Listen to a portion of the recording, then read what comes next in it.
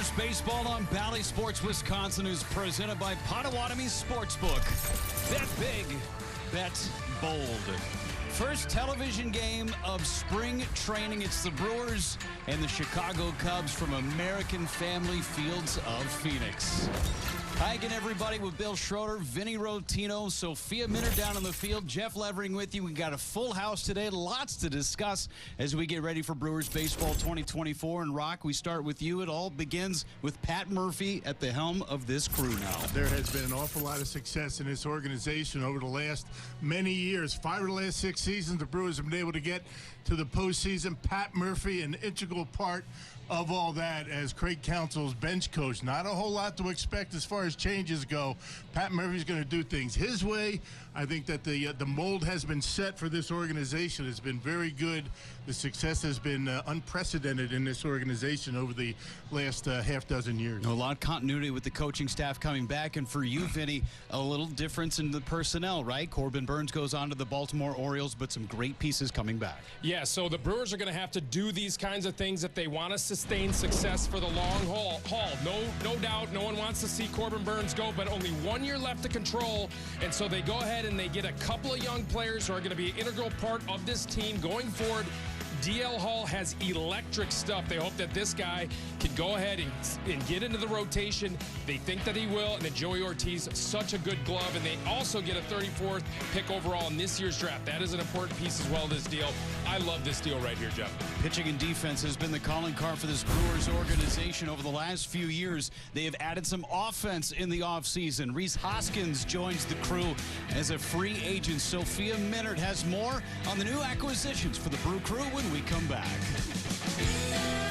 The American Family Fields of Phoenix here in Maryvale, Arizona. The kids and families are out. They are ready to see Brewers baseball. We're all excited to be back here for Brewers baseball and the start of the 2024 season. Good afternoon, everybody. Sophia Minner here at the American Family Fields of Phoenix. You heard from Jeff, Rock, and Vinny. We're all excited to bring you this season of Brewers baseball and start spring training in the Cactus League here again. A couple of games already underway, but we're happy to bring you this first one between the Brewers and the Cubs. They filled you in on some of the storylines around this team as we start this new season. And one of those is a couple of the new additions, including Rhys Hoskins. After a 6-year career with the Philadelphia Phillies, he signed a 2-year contract with Milwaukee back in January. And so he brings a power bat to the Brewers, a .242 career average, 148 home runs, more than 400 RBIs in more than 600 games. And Rhys Hoskins has been rehabbing since the end of March of last year when he tore his left ACL in a spring training game while he was with the Phillies, so he missed all of the 2023 season.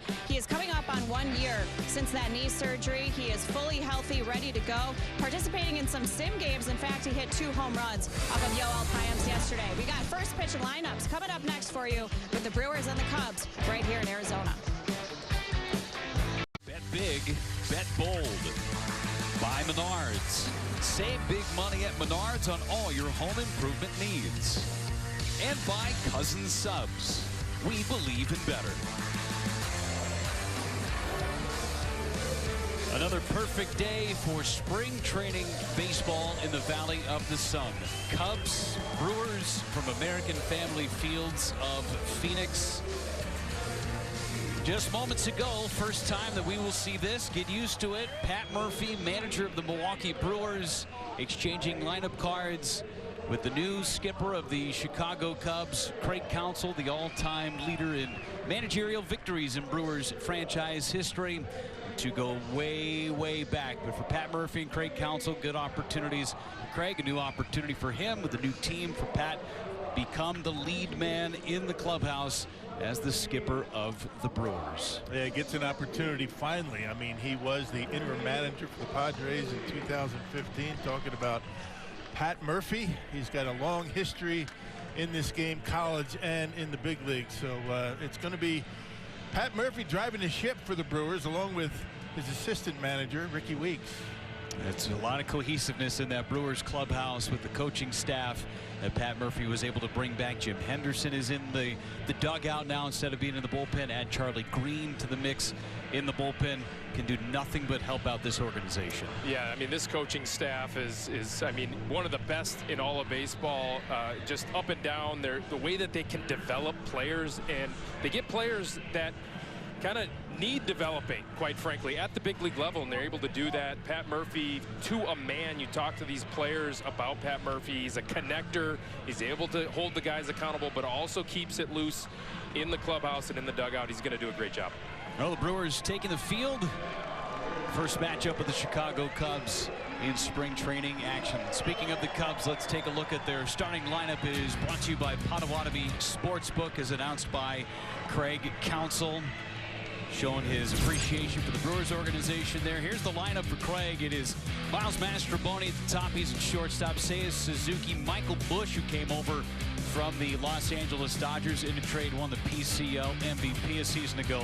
Nick Madrigal, Alexander Canario, Pete Crow Armstrong, outstanding defensive talent in center field. Matt Shaw, Owen Casey, and Pablo Aliendo doing the catching for Chicago. The starting pitcher today, Rob Zastryzny, started the opener against the Padres last Saturday. Yeah, he's been in the big leagues for a while. He was with the Cubs back in 2018. Started his career in Chicago in 16 with the Pirates last year. Left-hander, not overpowering. His numbers as a Bucco last year, 21 appearances, 479 his earned run average. You can see not many strikeouts, not many walks, so he likes to pitch to contact.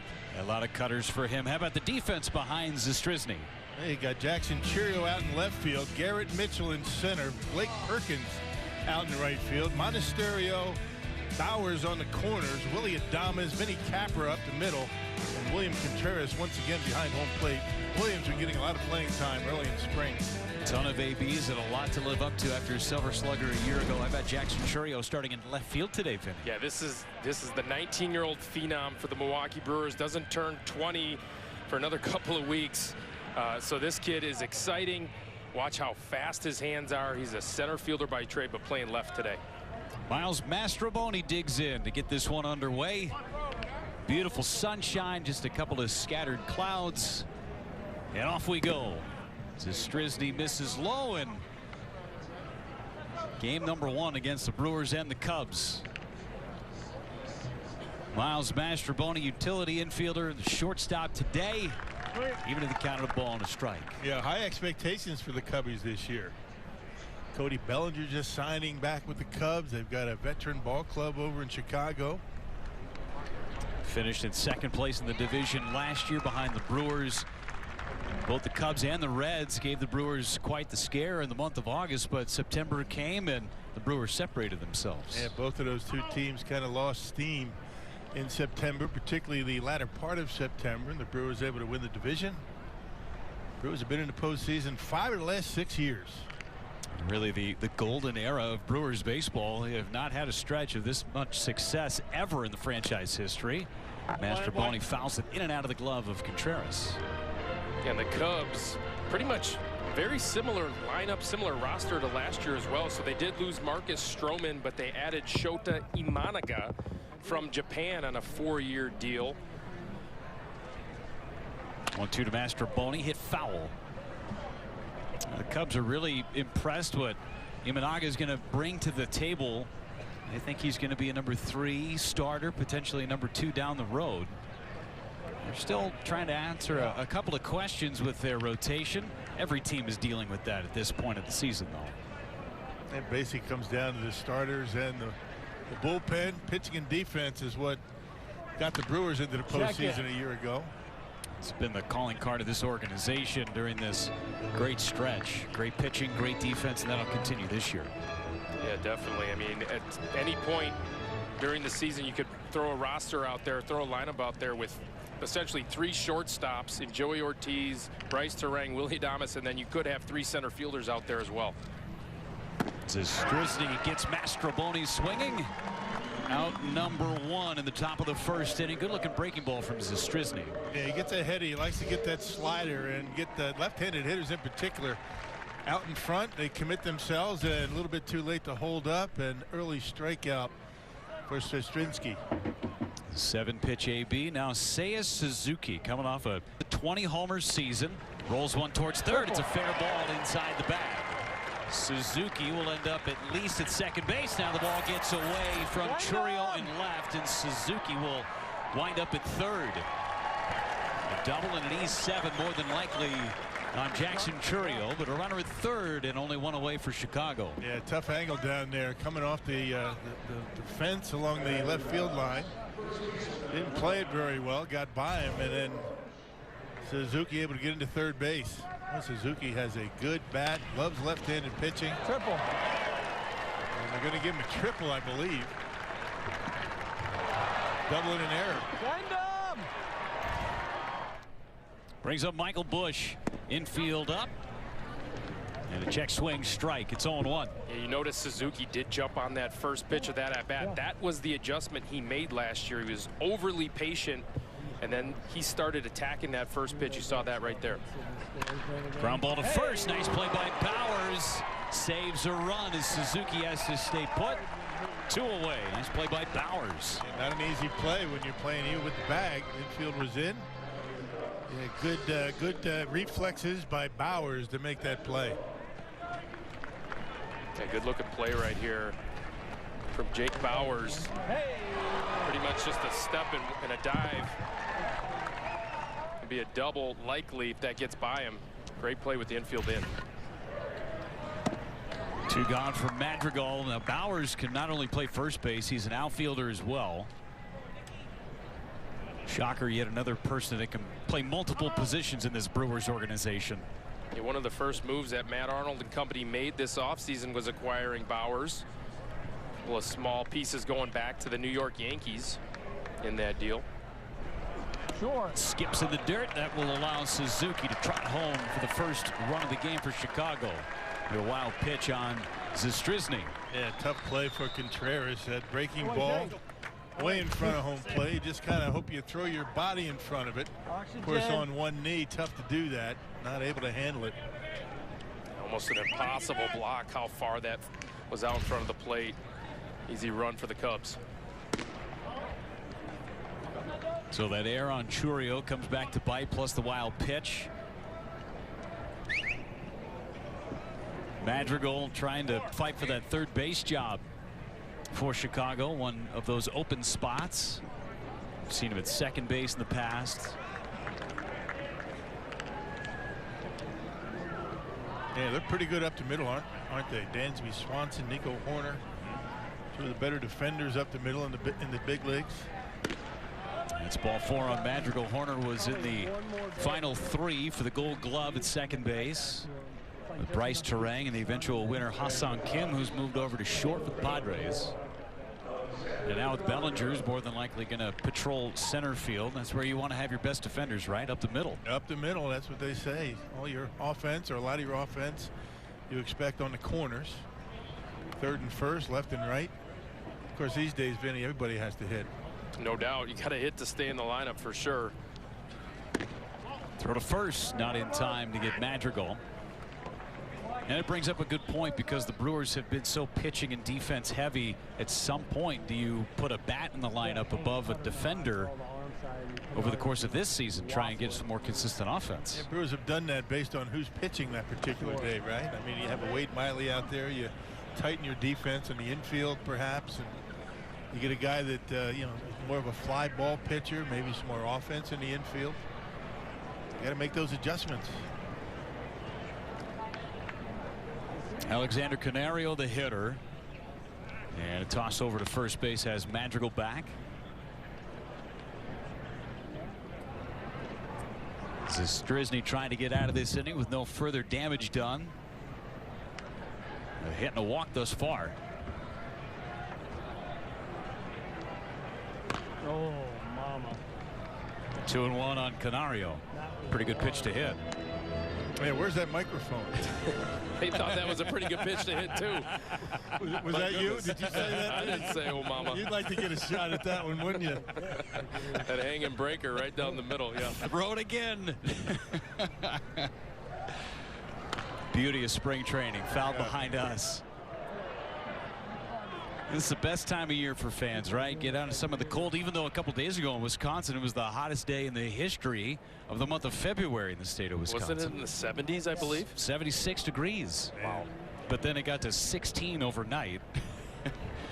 Welcome back. There's a called third strike, and the inning is over. Couple of Ks for Zastryzny in the top of the first. He allows a run. Brewers bats coming up. Garrett Mitchell, William Contreras, Jake Bowers coming up for the Crew. Cubs got around in the top of the first inning. Brewers opportunity to come to the plate for the first time. Starting lineup for the Brewers brought to you by Potawatomi Sportsbook. Garrett Mitchell, William Contreras, Jake Bowers, the first three in the order, with Adames Churio and Christian Arroyo, his first spring training action. He's doing the DHing and batting sixth. Blake Perkins, Andre Monasterio, and Vinny Capra finish out the starting nine as they get left-hander Jordan Wicks, talented prospect for the Cubs. Yeah, Wicks is their possible fifth starter for the Cubs. He's going to be in a battle. This is going to be an important spring training for him, but he had a pretty good start to his career last year until he ran into the Brewers the second last game of the season. Only got an inning and 2/3 in that one. Gave up 6. Other than that, he was pretty good in his first 7 starts. Yeah, he's got a real good changeup. He's got Garrett Mitchell ahead 2-0, and Mitchell bangs one back up the middle for a base hit. Mitchell, big turn, puts on the brakes. Leadoff single for Garrett Mitchell. A good sign for Garrett to be able to get a good at bat against a lefty. Has struggled at times against left-handed pitching, so his first at bat today against a left-hander, a line drive bullet on a fastball away. And a good approach, good swing by Mitchell, and good speed at first base. Yeah, such a key for him to keep that front shoulder in like he did right there, Rock. Banged it right back up the middle. First hit of the spring for Garrett Mitchell. Started 0 for his first 7, and now William Contreras ahead, 1 ball, no strikes. Tell Contreras is going to be in a battle for the Ironman Award come the end of spring training. He's been in there virtually every day. So good for the Brewers a year ago, Silver Slugger, and he's got more in his mind in 2024. First at bat this spring, he went yard. Oppo shot into right center. Yeah, that's where he gets most of his base hits, up the middle and the right. Fouls that one straight back. He was on it. When you talk to his coaching staff about William Contreras, they just think he's scratching the surface as to how good he can be. He's a tremendous athlete, such strength in that body and those hands. He said, Rock, he can juice the ball the opposite field with the best of them. When he's really going well, and we saw it a ton last year, he stays inside that baseball, power to right center. Very few home runs to left. He hits the ball to right field. There's not a whole lot of slice to him. Bullets right down the right field line. Goes to the second baseman. He'll have one play. It's to first. It's a wide throw. Everybody's safe. Matt Shaw never squared those shoulders up. A little indecision on whether or not he was going to try and go for second first, and that slight hesitation cost him. Yeah, that was a weird developing play. Like you said, Jeff, I don't think he knew exactly where he was going to go with this one. Ball a couple of steps to his left. He's got his feet tangled up a little bit, and then an errant throw to first, and everybody's safe. Yeah, I didn't realize that Garrett Mitchell gets down that line really well. I think he panicked a little bit and made a bad throw. Most human beings would be about 3/4 of the way to the bag, where Mitchell was probably standing on it. Bowers swings and misses, and it's 0-1. Such game-changing speed for Garrett Mitchell. And for Jake Bowers, 25 total homers last year, 12 in the big leagues, 13 in AAA. A big power bat, former first-round pick. He really struggled in 2022 in AAA. He was with Louisville and in AAA with the Yankees, and then he really made an adjustment and started trying to juice some more balls to the big part of the field, add a little more loft to that swing. See if that can translate this year for the Brewers. A little launch angle adjustment. Yeah. Right? That's what the Brewers do. You just don't know which one of these guys you haven't heard a whole lot about that have had big league experience, but not a lot. There's always one or two, right, that end up making a team or coming up early in April and having an impact. How many of those guys in the past have been on the mound too, starters or relievers? Now you're starting to see some of these offensive players make their way towards the big leagues. That one towards left, a base hit. Mitchell froze for a moment. They're going to send Garrett. Throw towards the plate in time. Good throw from Canario as Mitchell went in high on the catcher Aliendo. Minor collision at the plate, but an out at home. Not sure if you want to see that in spring training, at least the first week. Garrett Mitchell with shoulder issues last year, going in head first on home plate. And this isn't even really close at home. Didn't get the shoulder, but it was a little bit of contact. You can block the plate if you have the baseball. It was like in between whether he wanted to go head first or feet first right there. Just glad to see Garrett Mitchell walk after that play. That's one of the things that you're going to have to watch for Garrett Mitchell this year is Adames swings and misses. Because of the shoulder injury, how tentative is he going to be in sliding head first on a play? Not necessarily at home, but just sliding head first. He got a little bit of a hesitation at second base. Not sure if that ball was going to get through, and that's all it took to get him out. Adames out towards left center. Canario short of the warning track makes the catch. Contreras tags. He's headed for third. Runners on the corners with 2 away. That was a good swing right there by Willie Adames. Just missed it. Nice short compact swing. That's what you're looking to see from Willie Adames. Make sure he's not trying to pull the ball too much. Use the big part of the field. Take a look at these hands from A to B. Direct to the ball. Now, Willie Adames does that, he's going to have a big year. Jackson Chourio, talked about him early. He's in the number 5 spot today and starting in left field. Signed one of the richer contracts in Brewers franchise history in the offseason, despite only having played a week in AAA. A lot of expectations on that young man's shoulders.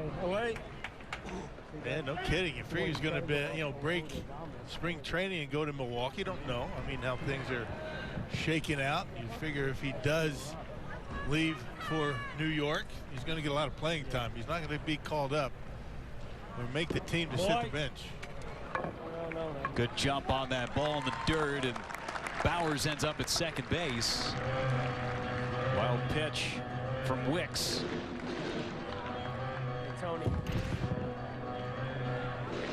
See the ball in the dirt, shuffle, shuffle, and you're off. Now he's into scoring position here with 2 outs. Tap foul by Chourio. He's off to a great start, hitting a cool .500, 3 out of 6. You sit and you watch this guy swing the bat. We saw him a little bit last year in spring training. Almost looks like he's going to take a pitch, and then the hands like lightning through the strike zone, and that bat's on its way. Really quick hands. That gives him ability to wait back as long as he can. Yeah, they comp him to Ronald Acuna Jr., which is a really good comp to have. Possibly one of the best players in all of baseball. That kind of hand quickness, hand speed, bat speed. That's what you're looking at when you're looking at Jackson Chourio, the special player. That's why they gave him the big contract, the big extension. 1-2 on Chourio. Center field, not that deep. Crow Armstrong puts it away. Brewers had a couple of men in scoring position, end up not cashing in. We head to the second inning in Phoenix. 1-0 Chicago. Here, our first Cactus League broadcast. Great to be back with all of you guys. Jeff, Rock, and Vinny, we're telling you about some of the regulars. Willie Adames and William Contreras. They've already been in multiple games here as the Cactus League gets underway. Some of the other regulars that fans might be waiting to see here in the Brewers lineup soon. We told you about Rhys Hoskins off the top, still rehabbing from that left ACL surgery a year ago. He's been participating in all of the workouts. He's been participating in the simulated games that have been happening here at the stadium and on the backfields. In fact, hit 2 home runs yesterday off of Yoel Payamps. Another one, a new addition to the Brewers, catcher Gary Sanchez, who just signed with the team last week. He's working his way back from a wrist injury, guys, and he's also participating in all of the workouts, and he's going to be a little bit behind Rhys Hoskins in terms of getting into a lineup. Just started swinging a bat today. Great stuff, Sophia. Thank you so much. Trevor McGill right into the fire. Go field a bunt, try and throw out a speedy runner, and Pete Crow Armstrong. Yeah, that's not fair. That big guy able to handle that one nicely. Good job by Bowers. And to use foul ground and that footwork to make that throw a little easier for Trevor McGill. And Trevor McGill was such a big piece of that Brewers bullpen a year ago and really broke out after the month of August. Yeah, started out a bit slow, but then he found that curveball. The curveball really set up the fastball that can touch 100 miles an hour. He was a big part of what the Brewers were able to do in September. He had a lot of confidence in that curveball. Just the ability to land it for strikes was a big game changer for Trevor McGill. Shaw takes a rip at that first pitch he sees. 2 pitches, 2 outs. I think McGill trying to break out a little sweat. He's not going to have an opportunity to.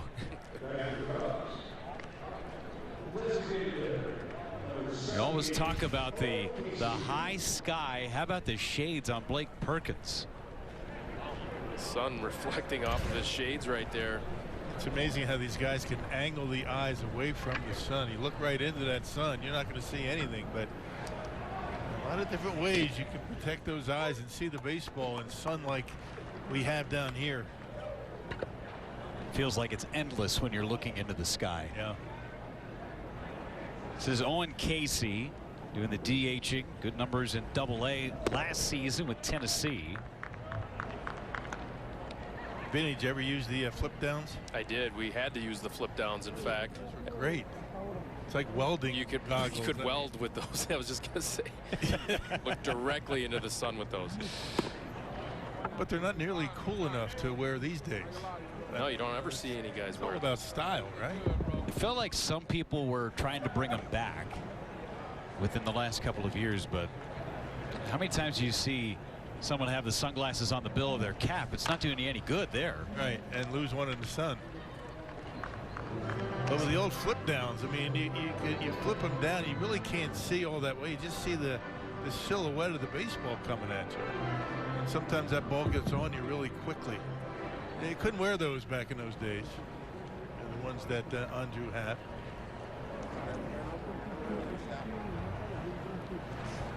Ooh, up and in. 3 balls and 2 strikes. Who's the first person you think of when you think of the flip down glasses? Who do you associate those with the most? I think of Matt Williams. Ricky Henderson. Ricky Henderson, yeah. Nobody else? No, I got nobody. Going back a little ways, Dewey Evans. Oh, so great. McGill uses that power fastball, strikes out Owen Casey. It's a 1-2-3 inning for Trevor. Brewers baseball on Bally Sports Wisconsin is brought to you by Freighter and the Medical College of Wisconsin. By Gruber Law Offices. One call, that's all. And by Wisconsin Dells Visitor and Convention Bureau, the water park capital of the world. Perfect shirt for Arizona right there. Got 3 or 4 of those in the closet, huh, right, Vinny? You do? You do. I do. I think Lane Grindle does. Probably. We'd like to make fun of Lane's attire. I do. Mid-season form, Christian Arroyo has his first at-bat in Cactus League action. Minor league free agent, non-roster invite into camp. A lot of big league experience for Christian Arroyo. Down to the count, 1-2. Yeah, a lot of defensive versatility as well. Can play second, third, short. Played a lot of second base when he was with Boston, because obviously they have a franchise third baseman in Rafael Devers. Just trying to make a team here. Good depth for the Brewers to have, for sure. Came up as a shortstop. Misses low. He can play all 4 infield positions, all 3 outfield positions. You just never know who's going to be the diamond in the rough, right? We were talking about that last inning. You never knows who's going to have a breakout spring and have a big impact on the season. Brewers have a ton of guys like that here in spring training. Well, they have 7 catchers. A lot of backstops in camp right now. Brewers always have cultivated that environment for players to kind of resurrect their careers or really just develop at the big league level if they need to do so, because the Brewers quite frankly need it. Swing and a miss by Arroyo. One away.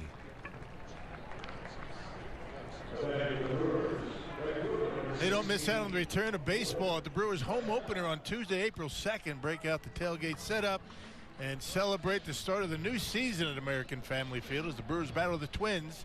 Grab your seats before they're all gone at brewers.com/tickets. We'll be here before you know it. First pitch to Perkins. Misses low, ball one. Now, this is a good candidate like we were talking about just a moment ago. You just never know who's going to make a big impact at the big league level season in and season out. Thinking of Andre Monasterio. He has so many games in spring training, and then you have a need at third base. Here comes Monasterio and has a great season. Blake Perkins the same. Ton of action in spring training, and he's one of the better defensive runs saved outfielders in baseball. What a great job by the front office for identifying these types of players. Blake Perkins was signed to a major league deal, added to the 40-man last year after being a minor league free agent by the Yankees the year prior. Perkins into right. Sends Suzuki back near the warning track for the second out. Yeah, Perkins with a couple of big hits for the Brewers. That walk-off during the season has great range in the outfield and really a terrific throwing arm. I mean, really good throwing arms in the Brewers outfield. Garrett Mitchell, Weimer. I mean, all these guys can throw the ball. And range for days from everybody. Doubles go to die in that Brewers outfield. Monasterio takes strike one. Yeah, seems to be a criteria for the front office in signing and acquiring guys like Monasterio and Perkins. They have to be ball players and they have to have defensive versatility. They can't hurt you defensively. Ground ball up the middle, base hit for Monasterio. He's added about 15 pounds in the offseason. First time I saw him in spring training, he said, I'm going to make you guys smile a few more times this year than I did last year. He's always smiling. Always smile. Has a great ability just to put the bat on the baseball and hit it where it's pitched. Doesn't try to overswing. Another guy that's going to get a lot of home runs. I mean, third base you would expect some power, but Monasterio just hits it where it's pitched like he did right there. Down the left field line, foul territory, and in the seats for Vinny Capra. Yeah, you love talking to Murph about the game and about players, and Monasterio adding the 10, 15 pounds, whatever he added, and someone asked him, hey, do you expect him to try to do more damage? And his answer was, I hope not. That's not how you do more damage. You just continue to take a good approach and home runs will come, basically, is what he said.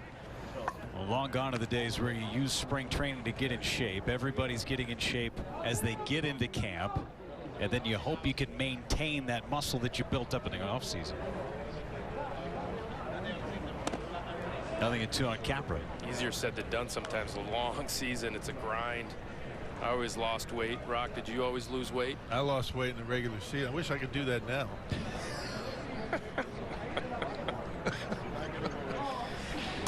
Swing and a miss. Capra's gone, and the inning is over. Base hit by Monasterio. That is all for the Brewers. Head to the third. 1-0 Chicago. The saguaro cacti out in full force in Arizona. 1-0 Chicago. Top of the third inning from American Family Fields of Phoenix. Third inning, third pitcher for the Brewers. It's J.B. Bukowskis. Yeah, Bukowskis spent time with the Arizona Diamondbacks. That was in 21. Yeah, came over to Milwaukee from Seattle last year. 5 appearances for Bukowskis. Pretty good success. Did not allow a run in 6 innings. Faces 9-1-2 in the Chicago Cubs batting order. Aliendo fouls it away. Willie Harris, third base coach. Aliendo in Double-A, the Tennessee Smokies. 16 homers and 61 driven in. That's an area where the Cubs a little questionable in the catching department, right? Yan Gomes, 36 years old. Miguel Amaya, catcher, young kid. A ton of pop from behind the plate. That's okay, but Yan Gomes knows how to handle a pitching staff. Yeah, they do like Jacob Amaya quite a bit. But yeah, Gomes is that steady veteran presence for the pitching staff until Amaya can get up to speed with that. Swing and a miss on the breaking ball, and Bukowskis gets out number 1. Take a look at our Potawatomi Sportsbook Advanced Stat. It's all about the pitching. Chris Hook, Jim Henderson, Walker McKinven, and what they've been able to do with this pitching staff was again excellent last year. And for the most part, the bullpen was able to stay relatively healthy. All the injuries, came to the starting rotation. It was amazing they were able to put numbers up like they did. Seems like everybody that came up from the minor league, Colin Ray, guys like that, really stepped it up and did a heck of a job for these guys. And you hope that that's going to continue. You got to keep your bullpen at least relatively healthy, which the Brewers, for the most part, were able to do a year ago. Last season, they only had 2 starters that made every turn in the rotation, Corbin Burns and Freddie Peralta. So, and long gone are the days where you have just 5 starters get you through the course of a season. That just does not happen anymore. So you have to have the depth. I think the Brewers have added to that depth in the rotation this year with some of the guys they've brought in. There's another swing and a miss. Another breaking ball from Bukowskis. Back-to-back Ks. And slider plays here. Take a look at that slider from Bukowskis. Plays to both righties and lefties. Gets the strikeout, the swing and miss from a left-handed batter right there. Bukowskis is important as well to this pitching staff. He's going to be this year because he's got another option left. It's a little nuanced rule in baseball where if a guy is hurt, you can add that 4th option. Bukowskis has that 4th option. He'll be able to come up and down. Be an important part of this bullpen for the Brewers. Seiya Suzuki, a double and a run scored in the first ball of the inning from Bukowskis. Yeah, such a tight slider, that slurvy slider from Bukowskis. Such a good pitch. Yeah, that one that got Miles Michaelis, I should say Mastroboni, went straight down. It didn't have a whole lot of tilt side to side. That's what they call a true slider. It's hard to throw those. If they could teach the backup ones, you get a lot of strikeouts on those too. Yeah. Because you never anticipate it happening. Just swing and a miss. 2-2. That slider's nasty. Yeah, he's showing why he was a 1st-round draft pick by the Houston Astros a few years back. Take a look at that tight dot on that slider. Late break, really late breaking slider. Tough to pick up. That's exactly why I didn't have much big league time right there. That right-handed slider did not lay off it. 2-2 on Suzuki.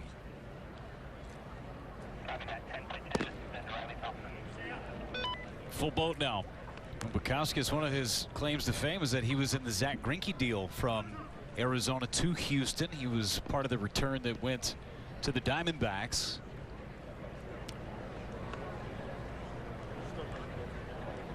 Trying to get to the big leagues and stick. Payoff pitch. Bounded foul. Got that fastball in on his hands. Yeah, he's looking pretty sharp. Gets that slider going away to a righty and then jams that 2-seamer in on the hands of Suzuki. Put him on ice. He looks like he's ready. He's not getting a whole lot of the white of the plate, is he? How much movement he's getting on that sinker as well, Rock. Looks like he spent a little bit of time in the lab in the offseason. 3-2. No. Got him. 3 batters, 3 punch outs for J.B. Bukowskis, all on breaking balls. First it was Aliendo, got him swinging to start things out. Mastroboni was next, and then Suzuki. Can I help you? No thanks. Just looking. Punch out, because this last pitch from Bukowskis was not a strike. Look at the job of framing that pitch, the way he drags that pitch up into the strike zone. It was down, it was low, and maybe away, but the way William Contreras was able to catch it, frame it for the umpire, he gets the call. Well done by Contreras, who's considered to be one of the better pitch framers in the big leagues. Yeah, he went from 45th best in all of baseball before he came over to the Brewers to now 4th best. Just a tremendous job. He does a great job of staying relaxed, then coming up to the ball.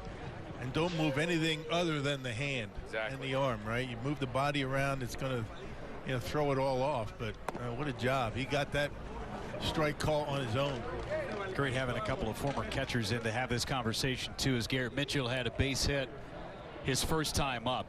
And a lot of the point that we're trying to make is this one hit towards short. Going to be a tough play. Mastroboni fields throws, not nearly in time. Safe is Garrett Mitchell. He's 2 for 2. Elite speed. Yeah, he can cook down that line. A lot of times when a guy gets jammed like that, it takes him a while to get out of the box. Not him. Garrett Mitchell. That's what I was thinking. Like, okay, he's going to have a chance. Mastroboni will to get him out, but because he got jammed late getting out of the box, Garrett Mitchell just too fast, gets that top speed so quickly and beats the throw. Contreras, another AB against Wicks. Ground ball to short. That could be 2. Mastroboni gets 1 and 2. 6, 4, and 3. Hit it hard, but right at Mastroboni.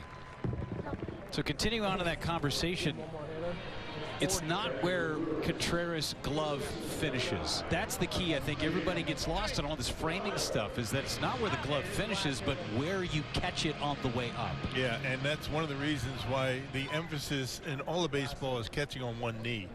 To be able to get down, you know, reduce the movement in the hand, in the glove. You're already down low. That's where most guys, you know, want to end up with that breaking pitch. And you know, Contreras has done it extremely well since he's come to Milwaukee. You got to credit Charlie Green with a lot of that. Charlie Green and Walker McKinnon. Yeah, both those guys, they've done the catcher's breakfast clubs in the past. Now they just go out there with the jugs gun and pepper baseballs at him, and you just work on your hands and receiving. And think about how many catchers the Brewers staff has helped and changed their ability to be a great defender. You think about Omar Narvaez was not a great defender before he came over to the Brewers when he was with Seattle. Think about even a Yasmani Grandal. And Jonathan Lucroy developed while he was in the big leagues as a really good pitch framer. Throw another one at Manny Pena at you too. That's right. He developed and was a great backup catcher for a number of years. Check swing, grounder to third. Madrigal on the run, throws him out. Inning ends. Had an infield single, double play, killed a rally. On our way to the fourth. One of the best catchers in the game right there. William Contreras gets back to work in harness. Family Fields of Phoenix, the Cubs with a 1-0 lead as we head to the fourth inning here. And we just want to say a thank you on behalf of Brewers Community Foundation. And they proudly partner with the fans to lend financial support to nonprofits throughout Milwaukee and Wisconsin. The awesome fans show up all season long with pride, passion, and commitment for the local Milwaukee community. So thank you to the fans on behalf of BCF for all you do to make a difference. And it's great to see the executive director, Cecilia Gore, down here. She's already working on the player commitments for BCF for this season, guys. So it never stops, but we can't wait to get back home. No doubt about that. Thank you so much, Sophia. Brewers Community Foundation does so many great things around the greater city of Milwaukee, great state of Wisconsin. And Noli Paredes takes over on the mound for Milwaukee, fourth pitcher used by Pat Murphy. And Paredes has spent some time in the big leagues. He had 3 different seasons, part-time with the Astros out of the Dominican Republic. Line drive caught by Adames. One away. Back to first goes Michael Bush.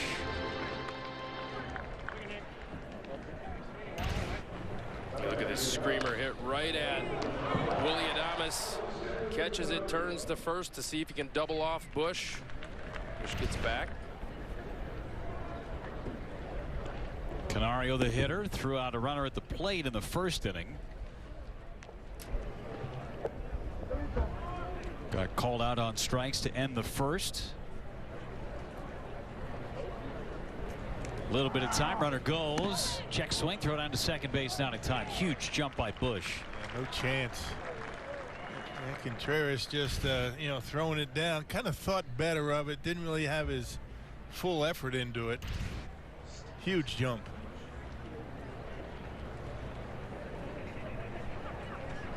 Two and 0 on Canario, and in scoring position for the Cubs. First time since the first inning. First base runner since the first inning.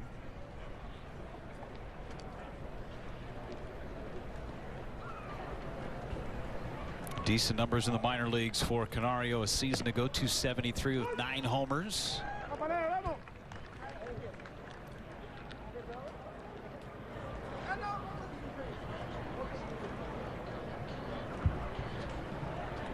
Crow Armstrong on deck for Chicago. 3-1. Swing and a miss. Boy, what a big cut. A hanging breaking pitch. Sometimes when they're so bad, they're good. Big swing from Canario. Swings through that hanger. And that's off of Paredes into center field. A base hit. They'll send Bush around. Here's a throw from Mitchell all the way through. Safe at the plate. They got that foot in there. Nice, Bushy. Beautiful. Good throw from Garrett Mitchell's right on the money. Too much speed for Bush. Another hanging, breaking ball from Paredes. Got a piece of him, actually. Mitchell does a great job of getting rid of this ball quickly. A nice, strong throw. One hop, easy hop, but Bush able to get that foot in there. That's a good throwing arm. Not only has something on it, but right on the money. Training staff out to check on Paredes. See again that slide, that foot just getting in before the tag from Contreras. It's hard to get, to your point, Rock, hard to get that ball from center field over the mound. He's able to do that easily. It's the back of the mound. It goes straight up. Yep. Yeah. What? They get a couple of warm-up tosses. Here's the play in its entirety. Got a nice piece of Paredes. Hopefully he's okay, but take a look at that throwing arm, like you said, Rock. Gets over the pitching mound to give William Contreras that nice long hop. Easy throw to handle, put the tag on. Perfect throw. Paredes going to stay in the ball game after Dave Yeager, assistant athletic trainer, and Chris Hook check him out. I think that one got him on the right arm, but more of a glancing shot, the way that it was able to still have some steam on it, the way it got into center. Koenig, big left-hander, starting to play catch in the Brewers' pen. Toss over to first.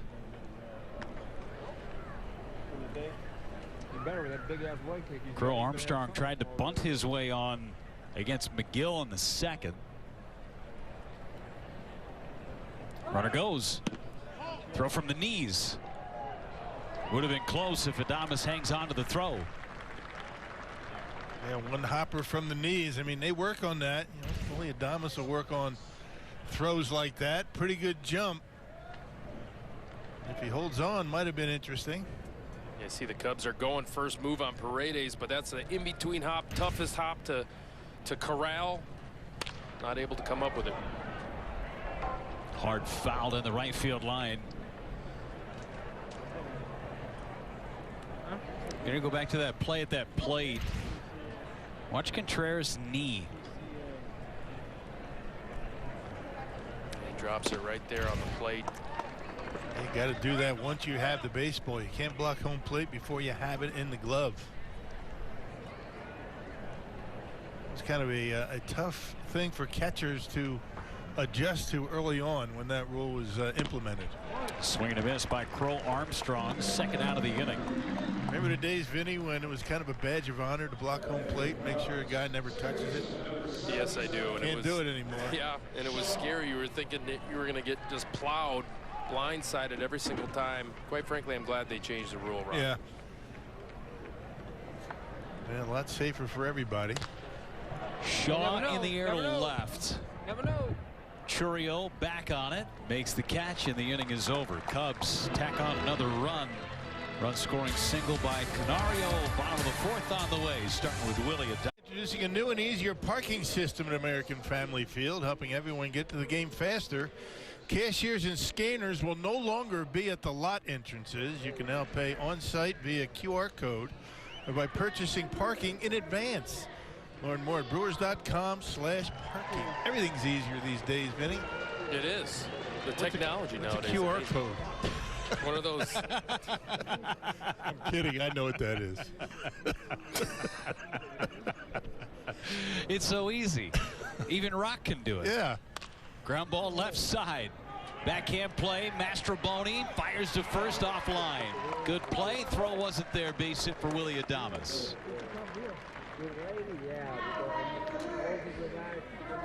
Yeah, Willie putting the ball in play on the barrel, finds a hole. Too deep in the hole for Mastroboni. See him hesitate just a little bit there, Rock. Yeah, pretty good throw. Willie able to get down the line. Sniffing base hit. There you go. Just don't pull anything, Willie. Are we doing the put him on ice thing this early? Why not? Churio out towards right. Suzuki has it for the first out. Most guys say what, about 20 at-bats in spring training? They're pretty much ready to go. Working on things this point in spring training. Then you get about a week left in spring, and opening day's right around the corner. Then it all becomes results. Caleb Killian takes over for the Chicago Cubs. 3 games last year. You know, it's funny because not too long ago, maybe the last 5 years or so, you would see starters really not get into games, position players, until I don't know, middle of March. Now they're in games right out of the chute. Well, it's interesting too how the Brewers have been doing it as well, with a lot of sim games on the backfields, getting guys more at bats if they need them. So much competition right now in camp for the Brewers that they're trying to get a good look at these guys, get them ready for the season.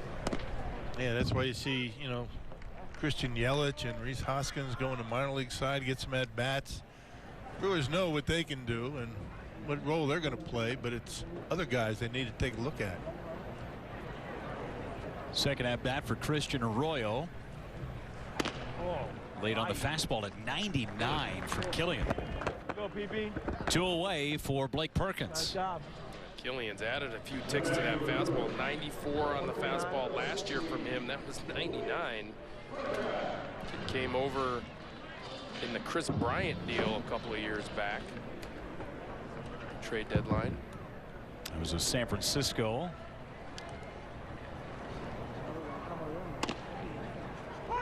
Perkins takes a strike. It used to be eye-popping velocity, didn't it? 99. Yeah. Run of the mill now. They shake the trees and everybody, they all fall out. 99, 100. And then you throw a 92-mile-an-hour changeup. Yeah. Hitting is hard. Never been more difficult. Now you face a starter, what, 2 times? Maybe. Probably. Then he never faced the same pitcher again the rest of the night. Drops a breaking ball low. There's no fatigue involved in pitching, and you know, guys out there for 7, 8 innings, you don't see that very often.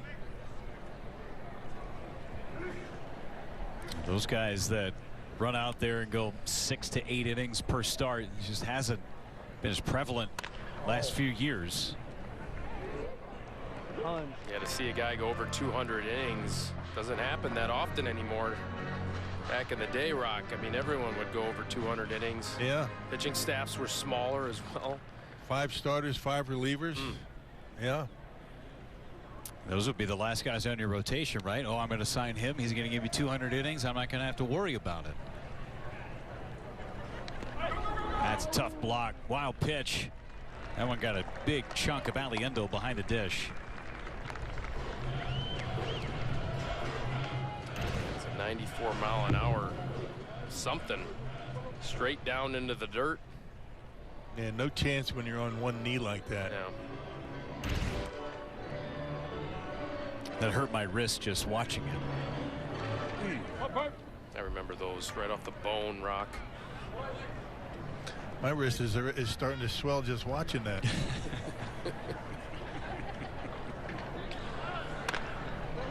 Fouled away. That one at 100 from Killian.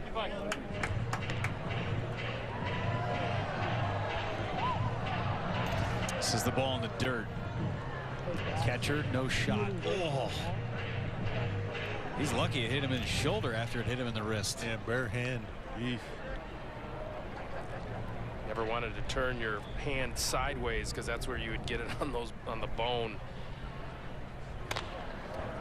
To center. Easy play for Crow Armstrong to end the inning. 2-0 Chicago.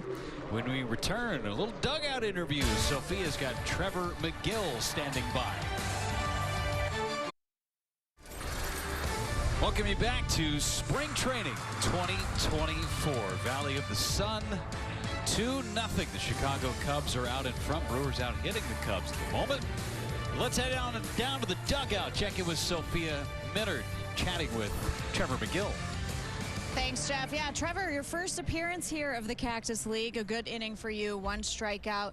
Got to pitch in 31 games for the Crew last year. Just first time out there seeing live hitters. You said it was just the 3rd time here this spring. So what did you want to feel, and what kind of feedback did you get from your first inning?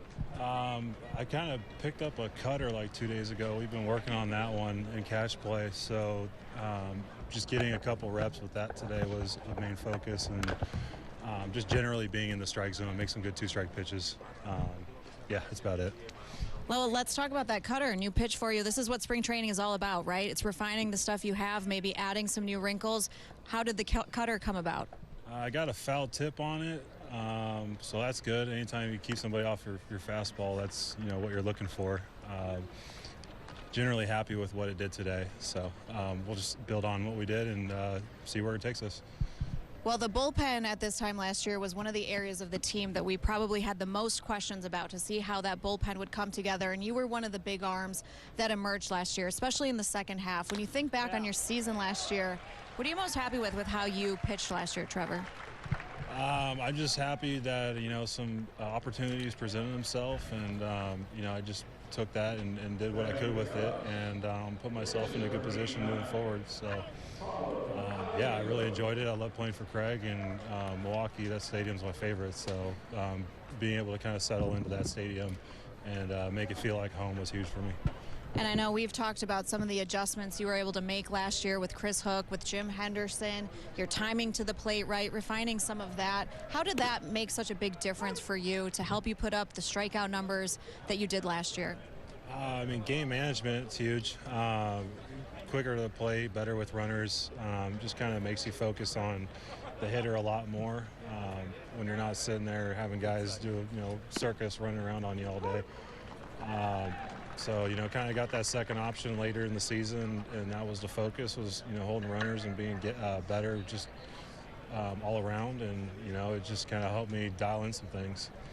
As relievers, you guys are all working on things. You're all building up, getting ready for the season. Who are some of the other guys that you've seen over these last 2 weeks that have really stood out to you? Mizorowski. That guy, he has a absolute electric arm. I'm really looking forward to seeing what he can do on the field out here and down the season. So yeah, he's definitely number 1 for me right now. He's fun to watch. And this is coming from a guy, you've hit some big numbers on the radar gun as well, and you're saying that Mizorowski has even impressed you. Yeah, I haven't seen anything with live hitters, but I've seen bullpens and I've seen catch play, and it's so effortless. Yeah, just give that guy some more time to just get under his body, and it's the ceiling is just the ceiling for that guy. He's really good. That's Jacob Mizorowski that he's talking about, the Brewers' top pitching prospect. And Trevor, just one more for you. This was also your first off season and first spring training as a dad. So how's dad life going with baby Sadie? I love it. I love it. I was hoping for a little girl, so when my wife surprised me with that information, I couldn't be more happy. She turned 5 months. It was today 28th, so 5 months now. All right, Trevor, well, thank you so much for the time. We appreciate it. Of course. Have a good one. Jeff, back up to you. All right, thanks so much, Sophia. And proud papa Trevor McGill, 5 months old. That sleep pattern is not going great at the moment, but hopefully everybody's getting a little bit of sleep. Not easy. It does change things, right, with kids. It changes your perspective. It makes the good times out there in the field even better, and it makes you forget about the bad days, too. They don't know whether you have a good day on the mound or not. They're just happy to see Dad. That's right. Little girl. As a dad of 3 little girls myself, it's fun. Definitely fun. You get your bunch in the they're here somewhere. Ballpark today. They're running around, probably eating cotton candy. Maggie won't reply to my texts to see where they're at, but I'm sure they're rolling down the hill somewhere, having fun. We're going to have an injured player here for Chicago. Miles Mastrobuoni had that bleeder that fell. We'll have a pinch runner come on for Mastrobuoni. It was a quick exit from the training staff and from Craig Counsell. So pinch runner coming on for Chicago. Luis Vasquez will run at first base for Mastrobuoni.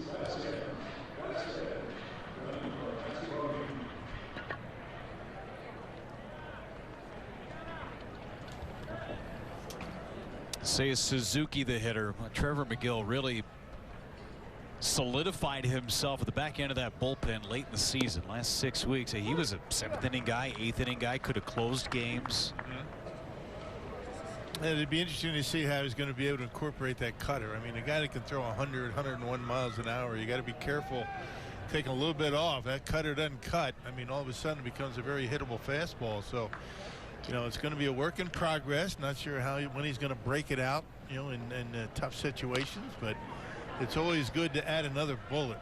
Well, Devin Williams added the cutter. There was a lot of conversation around that a couple of seasons ago. It's a better pitch for him now.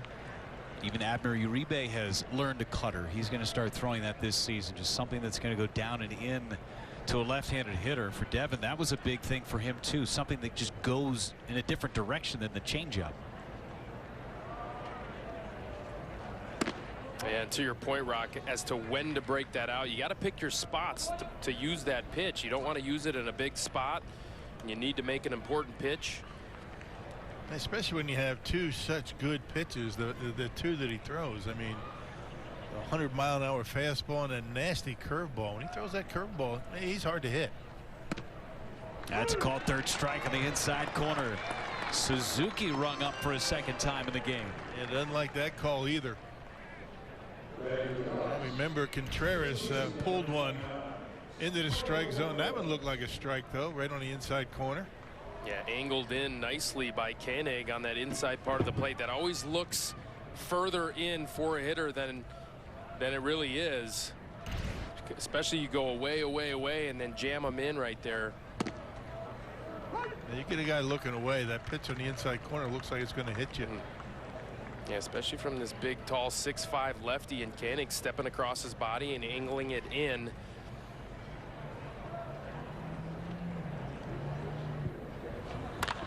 Popped up. Third base side. Monasterio on the dirt makes the catch. And Koenig puts up a 0. Halfway home from American Family Fields of Phoenix. 2-0 Chicago. Enjoy some cheese curds, maybe an applesauce pouch or 7. Enjoy yourself a little Brewers baseball.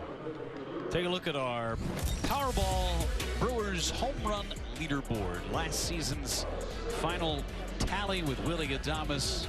24 homers to lead the way for the crew, followed by Yelich and Contreras. Rowdy Tellez, now Pittsburgh Pirate, with 13 home runs, and Joey Wiemer with a baker's dozen as well. Killian stays on for Chicago. A couple of other defensive changes. Monasterio takes wide for ball 1. Vasquez, the new shortstop, he ran for Mastroboni. Stays in at short. That one foul just to our right. Look out. Oh, just to our right. Souvenir, everybody's good. See, we got a thumbs up. Confirmation, we're okay. I think he wore that in the head right there. Ricochet got him. Is that the media following Suzuki around, perhaps? Yeah. Potentially Imanaga as well. Oh, yeah, Imanaga. Double down. Got a souvenir for the efforts. Is he all right? He keeps staring over here. He's fine. 1-2 to Mastroboni. I should say Monasterio, and it's out to right. New right fielder Ezekiel Pagan makes the catch.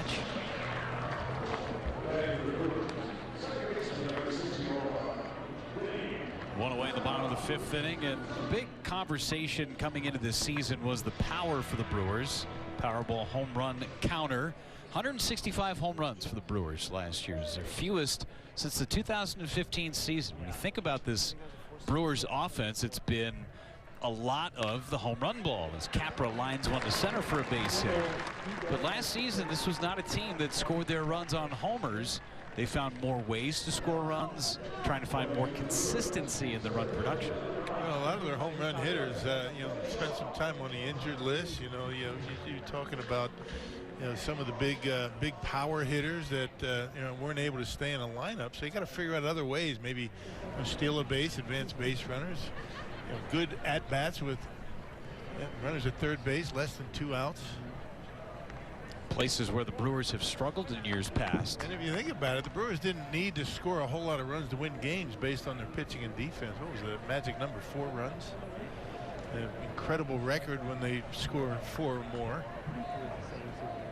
Feels like this season the Brewers will have a bit more pop in their lineup. They got first baseman and Rhys Hoskins, who they brought in. Gary Sanchez, when healthy, can provide some pop too. Yeah, and I don't think they're going to have any problems against left-handed pitching as well this year with the addition of those 2 guys that you just mentioned, Jeff. Hoskins right here, 148 home runs, 405 RBIs in his career so far. Essentially in 4.5 years, because you're counting 2020 in that as well. Last year he missed all of 2023 with that knee. And he's put up some big numbers, some big power numbers, big walk numbers as well. Gets on base, good hitter with power. Brewers struggled against lefties for the most part last year, but toward the end they had much better success rate against lefties. From about July on, they were significantly better against left-handed pitching. The numbers skewed a lot because of early season struggles. Capra goes, swing and a miss, throw down to second, not in time. Capra steals the base. Scoring position for Garrett Mitchell. Good jump from Capra. A lot of good speed on this Brewers ball club. You could see a lot of stolen bases, some aggressive base running. Saw a lot more of that a season ago, and a healthy Garrett Mitchell all season long would certainly assist in that. There's a backdoor breaking ball for a called third strike. That's a tough pitch right there. Garrett Mitchell frozen on that backdoor breaker. After a bunch of fastballs in the upper 90s, see that front hip kind of goes a little bit, getting geared up for that heater, and then he drops that curveball right on the outside corner. William Contreras, potentially his last at-bat of the afternoon, his 3rd plate appearance. He's reached on an error, bounced into a double play, rips one down the left field line. Extra bases for Contreras. Capra scores, and it's a double for William. Well, he loves that first pitch, doesn't he? My goodness. And that was a breaking ball. And I don't think he looks pitch, he looks location. He saw a mistake breaking ball and hammers it down the left field line. That was a hanger, and he hit it hard. He's such an instinctual hitter, Rock. I don't know if he wasn't looking for that breaking ball there. I don't know how you do. Never faced that guy before in his life, and he hammers a first pitch breaking ball right in the corner for an RBI double. Especially a guy that can hit 99. The Brewers are on the board with that RBI double. That's what that middle away approach can do for you, right? You're thinking that way with the fastball. That curveball comes in, you hit it down the line for extra bases. RBI chance for Bowers, 1 out of 2, got jammed. Vasquez right by the bag, throws him out. Inning over. Brewers on the board thanks to the extra base hit from William Contreras. 6th inning on the way. It's a 2-1 ball game. Boys, this swing good to see. Put him in bubble wrap. He's ready.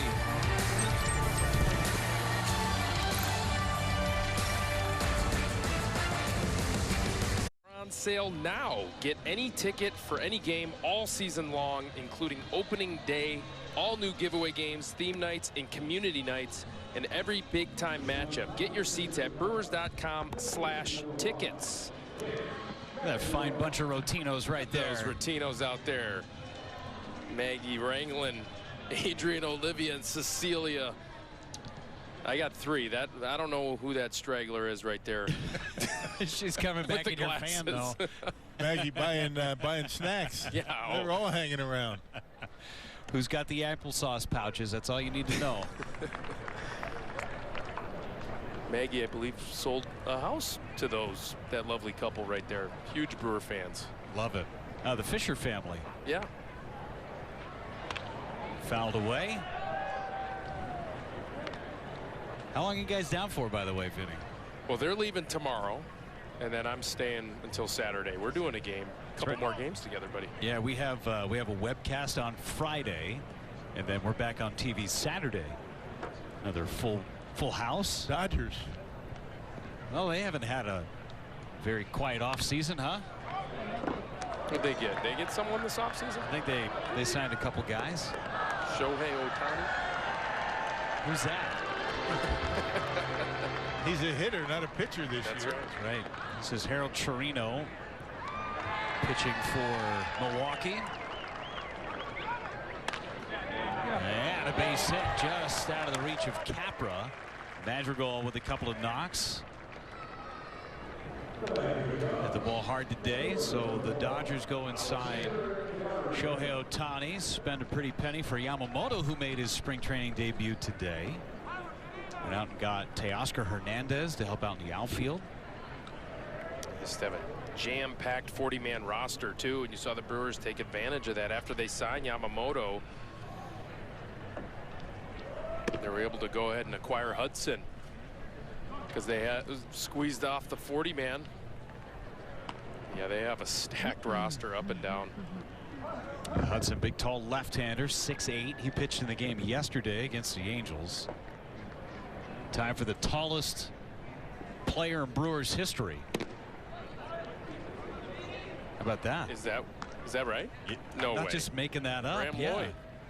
Just remember, I mean, he knows everything. Yeah, I know he does. I mean, you know that already, but Do not. We just used the stat yesterday is all. Graham Lloyd, Richie Sexson. I'm still amazed that you know the name of the people that Maggie sold the house to. If I got into that, I mean, you would not believe it. how would you possibly know that? Great Brewer fans. They are. There they are, the Fishers.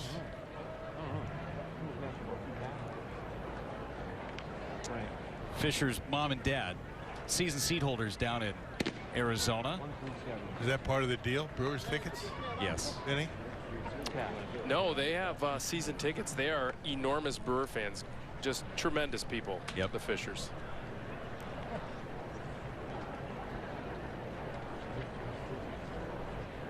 Three and one on Canario. Line drive caught. Adames has it. One gone. That's what it's all about, though. You come down to spring training and you get an opportunity to see games. You meet new people, become lifetime friends. Right. It's, Hold you sell a house to them. and the players are much more receptive to being stopped and sign an autograph, maybe chat a little bit. Especially the guys that know they have jobs won. Could be a little bit more intense for some. The atmosphere back on the backfields is where it is. Pete Crow Armstrong is at the plate. I mean, you have no opportunity to have that kind of access ever during the regular season. Come down here to Arizona or even down in Florida, you could stand behind the chain link fence and you could watch them within 6 feet of you. It's so much fun down here. Of course, the weather has been absolutely perfect this week as well down here. But you're right, Jeff. Just the ability to interact with players and see them at their craft up close and personal right through the chain link fence. See what they do to get ready for the season. Yeah, great opportunity to bring the kids. If you have an opportunity to bring the kids, watch how hard they work and how serious they take it on a daily basis. Yeah, if you've got somebody who's playing baseball or softball or whatever it is, and they're having a tough time doing a drill because they think they've done it 1,000 times and they've perfected it, go out in the backfield and see how many times these guys do something that they've done 1,000,000 times beforehand just to make sure they're getting better. Ground ball, second base. Capra goes to second, one to first. Not in time. Too much speed from Crow Armstrong. What did Coach K say? Enjoy the process. You got to enjoy practice and all the work that you do between games as much as you enjoy the game. It becomes second nature.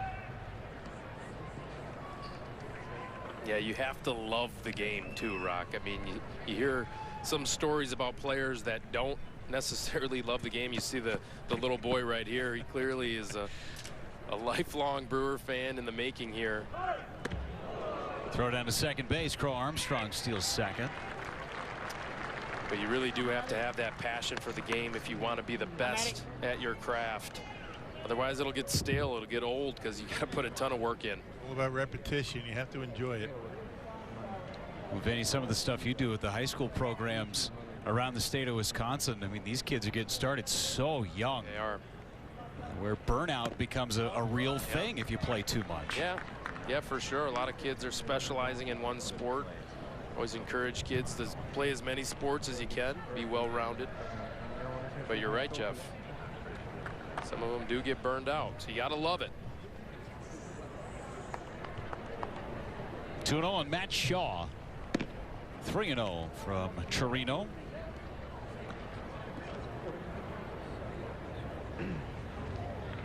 A lot of times in minor leagues, if you're in the minor leagues for a long time, you can get frustrated. This game will weed some of that stuff out by itself. Guys can make a decent living in the minor leagues these days. And you're in AAA, you've been there a while. You provide a little insurance for an organization in case somebody up in the big leagues gets hurt. What was your first salary in the minor leagues? I think I made $700 a paycheck. Bring home? No, I think that was before taxes. Pre-tax $700 a paycheck. What year was that? What year was that? 2003. Played in Helena. Eddie Cedar was our manager. Yeah. Yeah. How about you? 1979, Butte, Montana. I brought home $192 every 2 weeks. And I thought I was rich. They weren't paying you at Clemson then. You know, the cost of living in Butte, not too bad back in those days. I think the rent in Butte might be a little higher these days. It was $35 a month split between, you know, that was my share of the rent with 3 other guys. It's a fun house. It was a big apartment, let's put it that way. Didn't have any windows in it. It was all in the basement, no windows, so it was perfect for baseball. And wake up around 1 o'clock, head to the ballpark. Get back. Hopefully the door was unlocked and do it all over again. After the game, head downtown, get a pork chop sandwich, and do it all over again. Line drive base hit by Casey. Roller, new center fielder's throw is way off line. It's a base hit and a run scored for Chicago. For the love of the game, that's why you do it. Say pork chop sandwich. I mean, Butte, Montana is famous for their pork chop sandwiches. Yeah. The fried pork chop with mustard on a roll. Fantastic. That sounds good. Yeah. But I add that one to the rotation at home, I think. Never heard of a pork chop sandwich. You got to go to Butte. Well, it's boneless. Yeah. Okay. Ballpark favorites. You got the lemonade, the kettle corn, cotton candy. How many cotton candies do you think your kids have had so far tonight? Oh, they love it.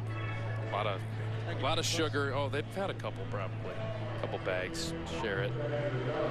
Tell you what, I smelled the brats on the grill today. First time I've smelled that since I've been down here. Just outstanding.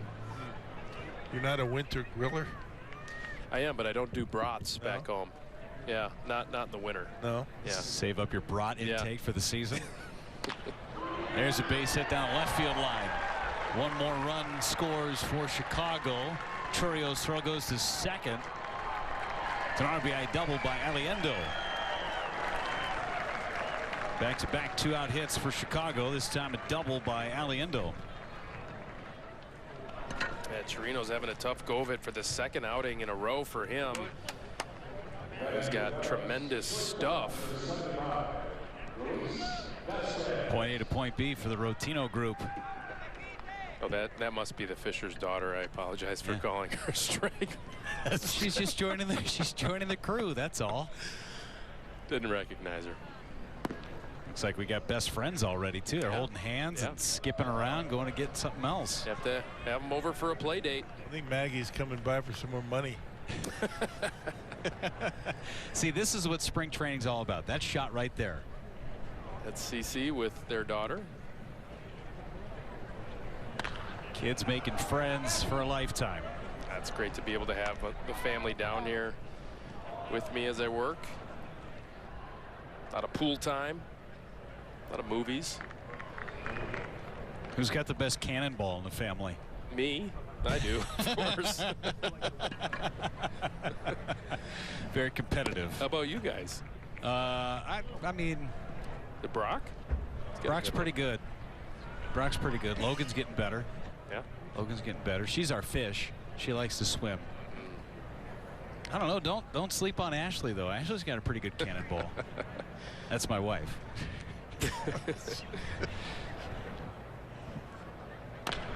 Fouled away by Vasquez, his first at bat.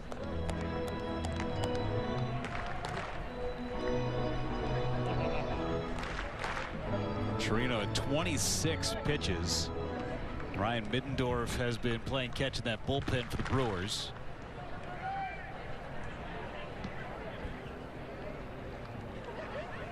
And it's up and in, full boat. This might be Chirino's last hitter. Yeah, he sits 96, 97 with some movement on that fastball. In 11 games last year, hit a 0 ERA in 14 innings pitched in Biloxi. 22 punch-outs. So he's got the stuff. Liner down the right field line. Foul. Just foul. It's Doug Eddings down the first baseline in this particular inning. Take a look at this replay here. What do you guys got? Ooh. I got it foul. Too close to call. You got it foul? I got it foul. Just foul. All right. Doug Eddings never misses those. He was on it. Replay review? Nah, not in spring training.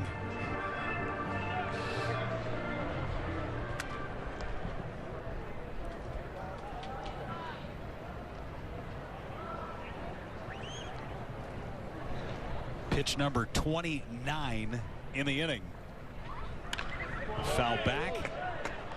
All right, we got the technology today. Let's take one more. Now, if they did that in chalk, you'd see the plumes of chalk pop up, but not with the paint. I tell you who never misses these is Rock. You never do. Well, I mean, it looked fair to me. I mean, yeah. in real speed, I mean, you can't tell really, but.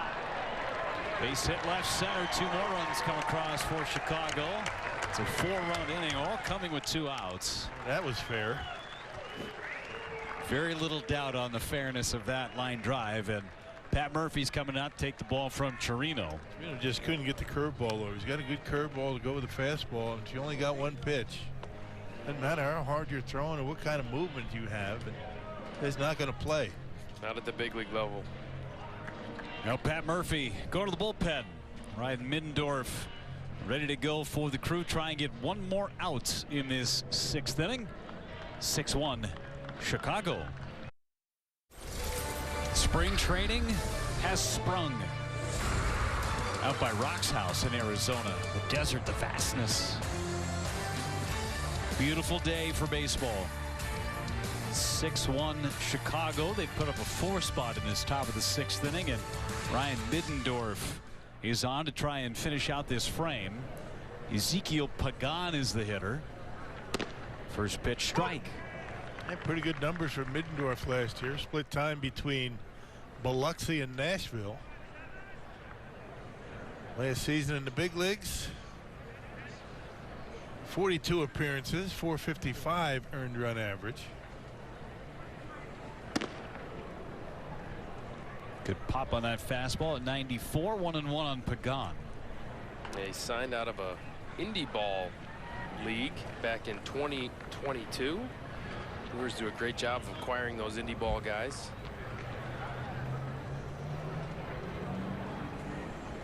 Pagan taps it foul. You can see that more, Jeff and Rock. Guys getting acquired out of those indie leagues now with only a 20-round draft, and some of the teams being contracted from the minor leagues. Less opportunity for later round guys now, so they'll be playing indie ball. 1-2 fouled away. Big dude, 6'6", 220 pounds. He's got pretty good stuff, 92, 94. Little low 3/4 delivery, some sink.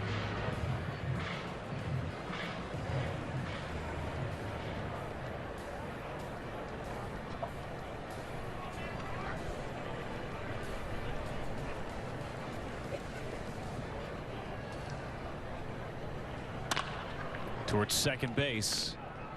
Easy play to end the inning. Well, one of the most patient men in sports, Garrett Mitchell, has been standing by in the dugout for a while. He will join. So one of the sheer signs of spring training getting underway. The sausage race.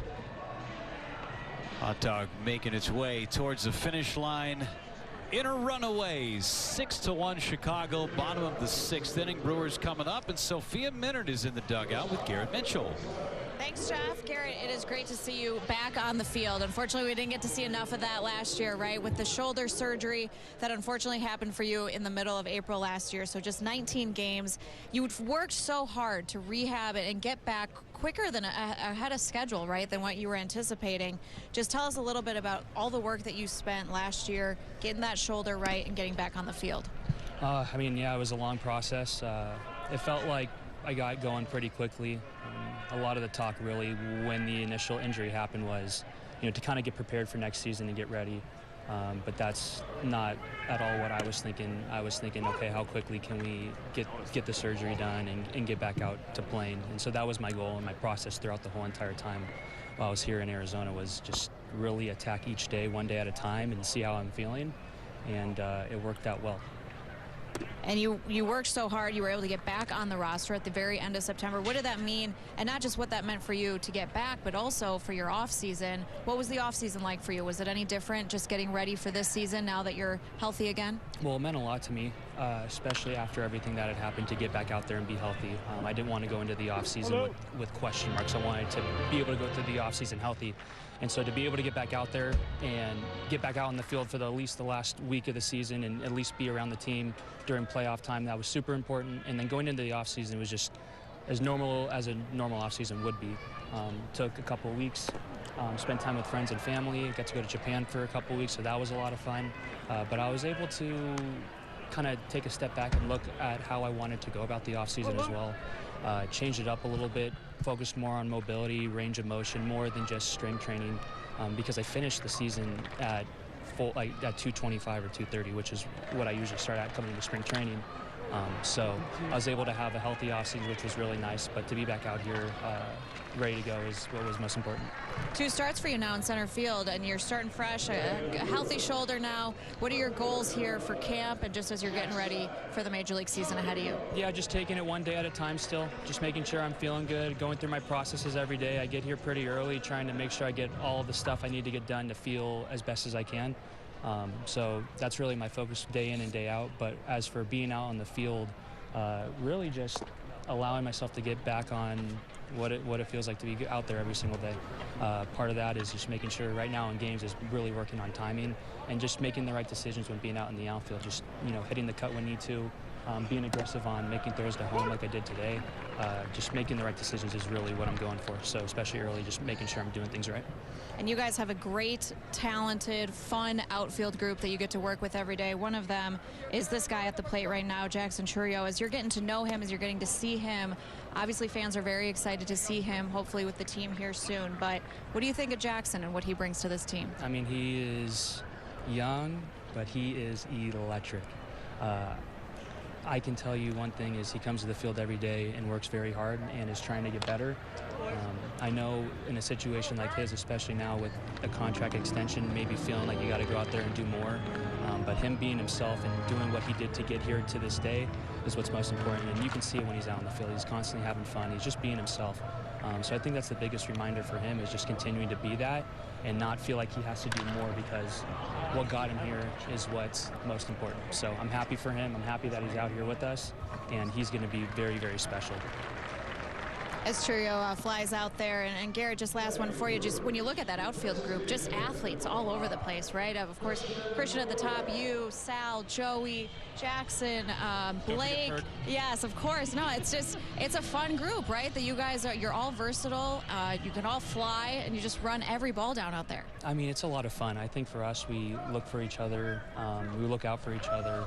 And going out there every day and competing with one another, I think is really good. We're always having fun. We're always having a good time. And I think us being out there, our goal is always to not let any balls fall. So, like, when we're out there constantly communicating, looking at each other, making sure we're all in the right spots. And you can even see it, like, during the year, too, when it's, like, more specifically Joey, but, like, always trying to take balls from us, So, but that's what makes it fun is, like, especially, like, whoever's playing center field that day has the priority. So it makes it kind of a funny thing, like being able to, not that it's fun, but taking balls away from other guys. But that's what we bring together, like being out there. And I'm excited for all of us, and hopefully we all get to continue playing together up at the top. All right, Garrett, thanks so much for the time here. Jeff, we'll send it back up to you. Thank you so much, Sophia. Great play by Bodie, able to hold the bag at first base. It was Matt Mervis. Our thanks to Garrett Mitchell for sticking around with Sophia Minards. Great to have him back on the field. Brewers go 3 up and 3 down. We head to the 7th inning, 6-1 Chicago. 6-1. Cubs over the Brewers. Suit up this season at MLBShop.com. Check out the largest selection of official jerseys, caps, t-shirts, collectibles, and more. Gear up with your Brewers at MLBShop.com. There is so much stuff going on right now. Our desk is full of great swag. We got hats, we got shirts, helmets, dog collars, some sweet sweatshirts and quarter zips. I mean, the hoodie is a big deal these days, isn't it? Big time. I mean, the PGA guys are wearing hoodies. So, for sure. I mean, if it's okay for them, I mean, we should be able to wear these on the air, don't you think? I think you're right. Dodger game, I'm in. I think you're right. I mean, Vinny's got it going on right now, plus the shades. Vinny's got the shades going on. He's got the sweatshirt going on. See, there we go. Look at this. Those are not flip downs, right, Vinny? No. I got the mist and sip here. Look at that mist and sip. Am I supposed to be showing the mist and sip, or is it? Yes. Okay. It's available in the Brewers team store here at American Family Fields of Phoenix. You got the fancy specialty baseballs. Yeah, see, look at that. The Bernie Brewer baseball. Right. Psychedelic baseball. Yeah, that's with koozie. You think that might catch on in the big leagues? I mean, Charlie Finley would probably try and get after that a little bit, but he's gone. There's a strikeout of Matt Mervis, one away in this 7th inning. Beth Pockman, our stage manager, able to get us a couple of great things from the team store to show off. Look at that hammer. Yeah, nice. Merkel, the new pitcher for Milwaukee. Nick Merkel. Pretty good numbers right there. 379 his earned run average.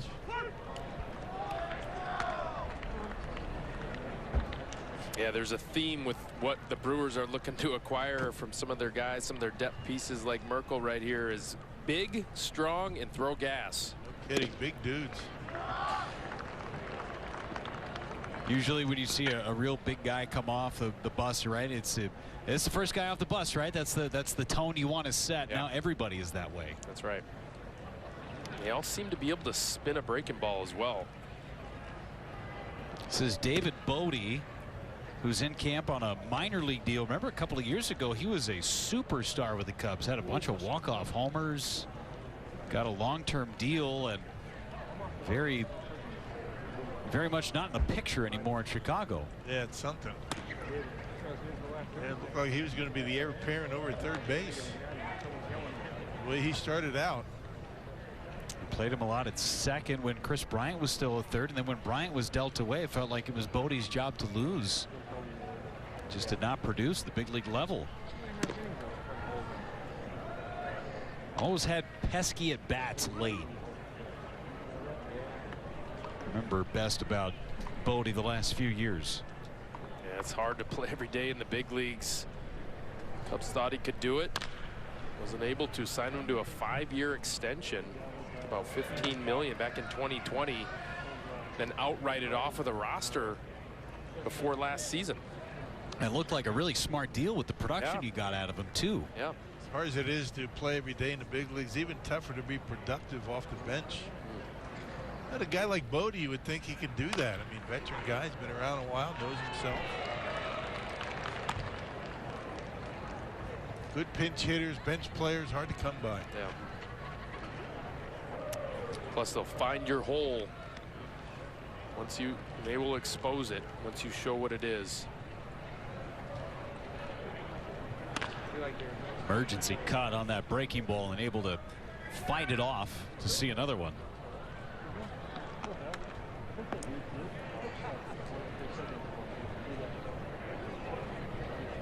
A Giannis jersey, the Brew Crew jersey there.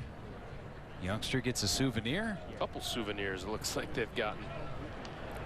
It's like Easter egg hunting. Ball four to Bodie. 1 out walk.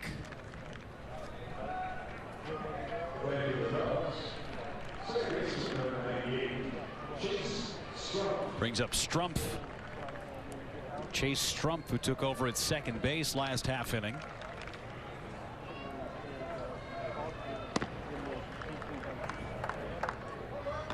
Brewers have a couple of new players out on the field. Jefferson Cairo doing the catching. He had a good game yesterday, didn't he? Had a double off of the wall, center field in Tempe against the Angels, and he threw a rocket to second base to cut down Mickey Moniak. I had the stopwatch out on that one, Jeff and Rock. I had a 1.83. Wow. Big league average about 2 seconds. Yeah. Yeah, he can catch. There's no doubt about that. No question about it. Whether he's going to hit or not, we will see. It's a solid block here from Cairo.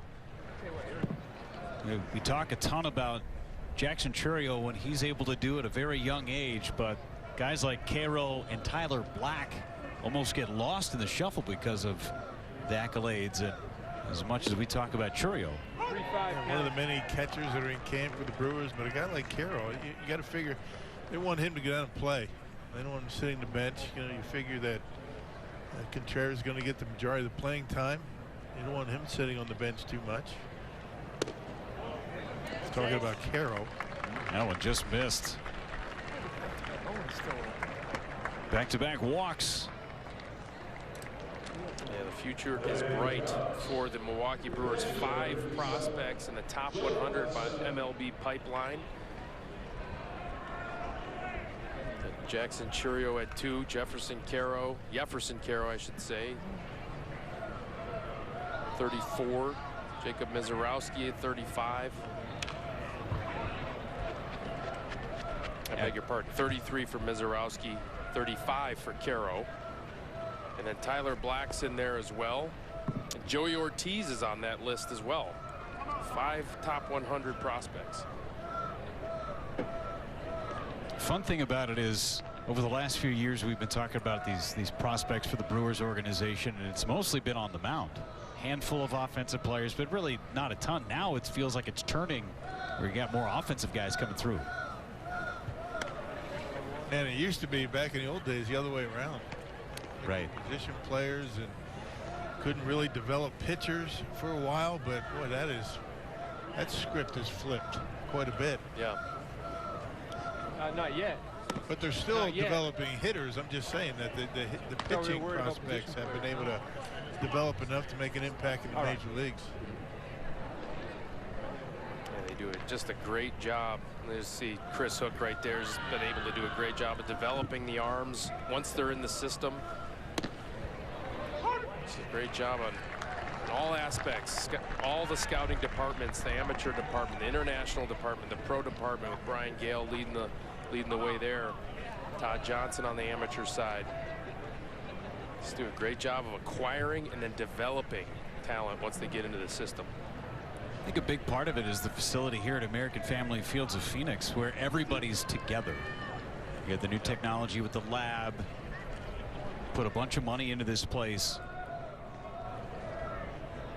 And the technology side of things and bringing everybody under one roof has been so critical for this organization. Yeah, easy bringing the minor leaguers over to play in a big league game, right? They don't have far to go. Across the hallway. No more of the crossing over the parking lot. That was the big joke, right? All right, who's coming across from the parking lot? Now it's just answer your text message and go through the weight room. And even before that, it's a bus ride. I mean, it's they were pretty much separated, minor leagues and big leagues. How did that work when it was in Chandler, Rock? It was going back to Sun City too. I mean, you know, the minor league complex was on Bell Road. And you had to go all the way down to Sun City. So it wasn't easy, but it was worth the drive. Just a chance of getting into a major league spring training game, because you know the meal money. They get the meal money, yeah. So much better. You're going over for one day. You get the one-day meal money. It's worth about 4 of the minor league meal money days. Kidding, yeah. You know, big major leaguers get a lot more hungry than the minor league. I think another part of this whole thing, this whole conversation, is that when you've got these young kids that come up for the first time, there used to be this moment of deer in the headlights. Oh my gosh, I'm in the big leagues now. It doesn't feel like that happens as much nowadays because you get the exposure in spring training, and the big league guys don't make it awkward for the younger guys when they come across. Not a lot of separation like we were talking about. I mean, you know, minor leaguers and big leaguers could be in the weight room at the same time. They get to talking, and you get to, minor leaguers get to watch how they work out and how they go about their business, and learning opportunities. Christian Franklin bounces one to second base. That should end the inning. 4-3 double play. Started with Yanni Hernandez at short. Capra and then Owen Miller finished it off. He walks the bases loaded, gives up nothing. 0 for Murphy. Looking down at Phoenix and the consistency that we've been discussing. 5 playoff seasons the last 6 years. 573 wins since 2017. Only a sprinkle of games that haven't had playoff implications for this organization. 6th most wins in baseball. It goes back to what we've been talking about, just consistency within the organization. Right, and I think it was a pretty easy decision for Matt Arnold to hand the reins over to Pat Murphy. He's been there for each and every one of those 6 seasons. And you don't expect a whole lot of changes to take place. I mean, if it's not broke, don't fix it, right? Yeah. New players on board, and I think the mold has been set. And Ricky Weeks talking with a new manager. Yeah. I mean, so much experience, the places he's been. It's a great line talking about Pat Murphy being the modern day Forrest Gump of baseball, right? The things that he has seen, the things that he has been exposed to, nothing is going to surprise him in this game.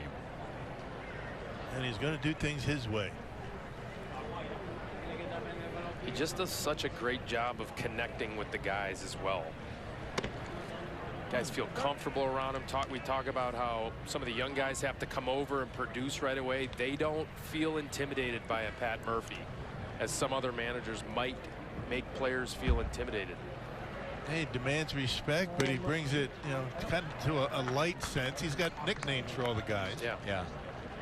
And not sure how he comes up with them, but he's got nicknames for them. We need to really keep up on the nicknames too, so that we know who he's talking about, because they don't really make sense with what their names are, unless there's a couple of them that it makes sense, but not a lot. Blake Perkins draws a walk. So for instance, he's talking about Tyler Black the other day, and he drops a Joe on you. But he's talking about Tyler Black, so yeah. Joe is his nickname, and Joe Black. Okay, fine, I get that, but he could drop Billy Bob, and he could be talking about anybody. Right.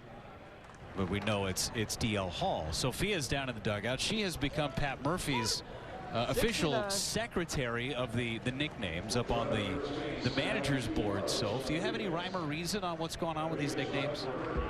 Of them do have more reason than others. You were talking about Tyler Black, Joe Black, obviously a reference to the movie. But yeah, on Murph's massive whiteboard, and I say massive because it essentially takes up one of the walls in his office, he's got depth charts on there, and one of the items there is a list of all of the nicknames. So Rhys Hoskins, for example, his nickname is Pee-wee Reese. So he pulls some references. Some of them don't have any meaning whatsoever, like DL Hall, one of the newly acquired pitchers from the Baltimore Orioles trade. His nickname is Billy Bob, and there's really no connection there other than Murph just liked Billy Bob for him.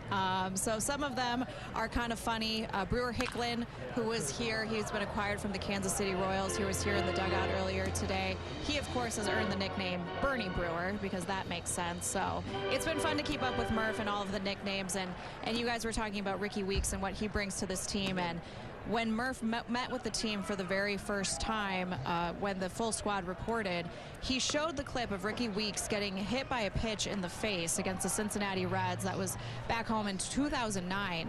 And we all know what happened. Ricky, stood there, took the base, stayed in the game, tough as nails. And so Murph showed that clip to the entire team, and he said, if you have any question about why Ricky Weeks is on this coaching staff and in this room, this is all you need to know about Ricky Weeks, what it means to him to be a Brewer, the tenacity, the toughness that he brings to being a Brewer, that's something that he wants this team to take on as kind of their identity and what they want to be known for. So Murph's definitely settling into that new manager role. Thank you, Sophia. Yeah, I tell you, Ricky Weeks, one of the most physically and mentally tough players I'd ever been around. I mean, yeah, for all the time that he was in Milwaukee, he had his ups and downs, and he took some heat, and he took it like a man. He never backed away from it. And I would take 26 Ricky Weeks on my team, no doubt about that. And I think he's going to bring a lot to the table, and he's going to establish, you know, a really good, you know, personality for this club. He's going to have a lot to do with the way these guys think. Going to hold people accountable too.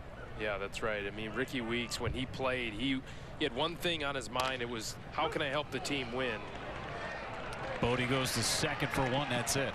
And I think he's going to influence the players to think the same way. Not that they don't already, but really authentically. If you think, how can I help the team win today, you will do the right things that you have to do in order to help that team.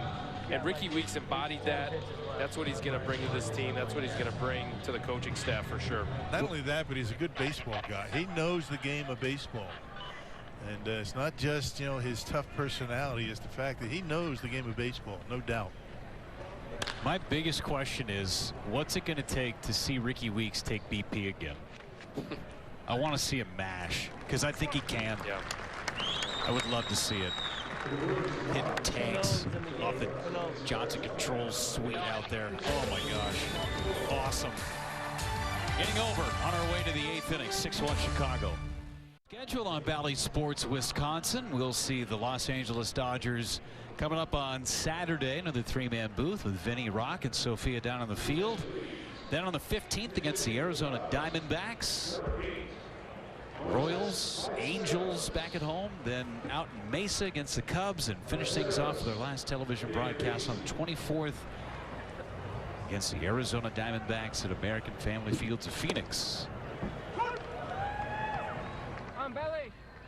New pitcher T.J. Shook is in for the Brewers. Decent numbers for Shook last year in the minors.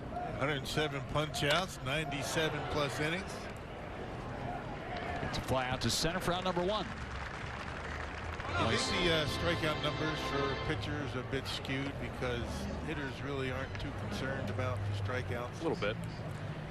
You see, you know, everybody. It seems like all these guys. I mean, everybody's throwing 94 to 99. You see strikeout numbers. Every one of these guys has strikeouts equal to innings, pretty much. Yeah. That and the fact that they can kind of tweak the arsenals of these pitchers, throw at the top of the zone more, get more swing and miss up there as well. But yes, guys are not as concerned with the punch out. Owen Miller ranging into foul territory to make the nice over the shoulder catch for the second out of the inning. Owen Miller all over the field last year for the Brewers, Wisconsin's own. Easier play today with the cloud cover.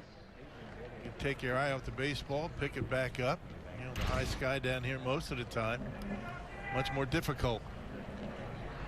Certainly an easier play when you're angling back. If it's straight over your head, that's harder to come down with. Vasquez, a 2-run single back in the 6th. Takes a first pitch strike from Shook.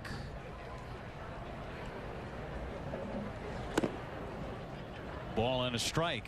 Hitters back in the day, and you hate to say back in the day, but you took it personally when you struck out. I don't think anybody really bats an eye when they punch out these days. And out is an out. It's just a matter of when you're striking out, right? You Sure. get a guy at third base less than 2. That'll sting you a little bit more than a normal, you know, strikeout. Maybe nobody on base, but you know, it's when you start racking them up in a row, you know, 3, 4 strikeouts in a row. That's when it starts to get to you. Bullet back up the middle for Vasquez to extend the inning to Pagan. That's what I can speak to. Yeah. 3, 4, 5 punch outs in a game. Talking about the sombreros and the Olympic rings, and then it gets a little dicey. Yeah. We played in a 21-inning game in Nashville. They had to continue it the next day. My good friend Brad Nelson, former Milwaukee Brewer Brad Nelson, punched out 11 times. Oh. I'm not kidding. Did he ever make contact? Did he ground out, fly out? 0 for 11 with 11 punchies? Those are the kind of days when you hit a foul pop and you know, you hope he catches it. He said he thought about quitting baseball. He could hit a little bit too. Yeah, no, Brad could hit. Big, strong, corn-fed Iowa kid. Good friend of mine. I've never heard of an 0 for 11. I've never really heard of an 0 for 7 with 7 punch-outs. I think I've seen 0 for 6, but not anything more than that. You don't even have a name for that. No. Wow. That is a tough day. That's a tough way to fall. You can't fall asleep after a game like that. Well, Vinny, you said it continued to the next day. That's 48 hours worth. You got to wear that. That's 2 days. You can't sleep. Yeah. Ugh. Pagan skies one to center. Roller's got a beat on it. And the inning ends. 11 punch-outs. Ooh. Bartender, go get me one or 6. Brewers baseball on Bally Sports Wisconsin is brought to you by Habish and Rotier, personal injury attorneys, national reputation, hometown service. And by Wisconsin State Lottery, reminding you to please play responsibly. Well, Griswolds, take a good look. That's the Grand Canyon. Brock, you've been in Grand Canyon a bunch. A lot of times, yeah. What, 3 years in a row? Different folks coming in. They took them to the Grand Canyon. You can't see that enough, you know. And as fabulous as those shots are, it doesn't do it any justice. You got to see it to believe it. Vinny, have you ever been? Never been. We talked about taking the kids 4 hours from here or so. Yep.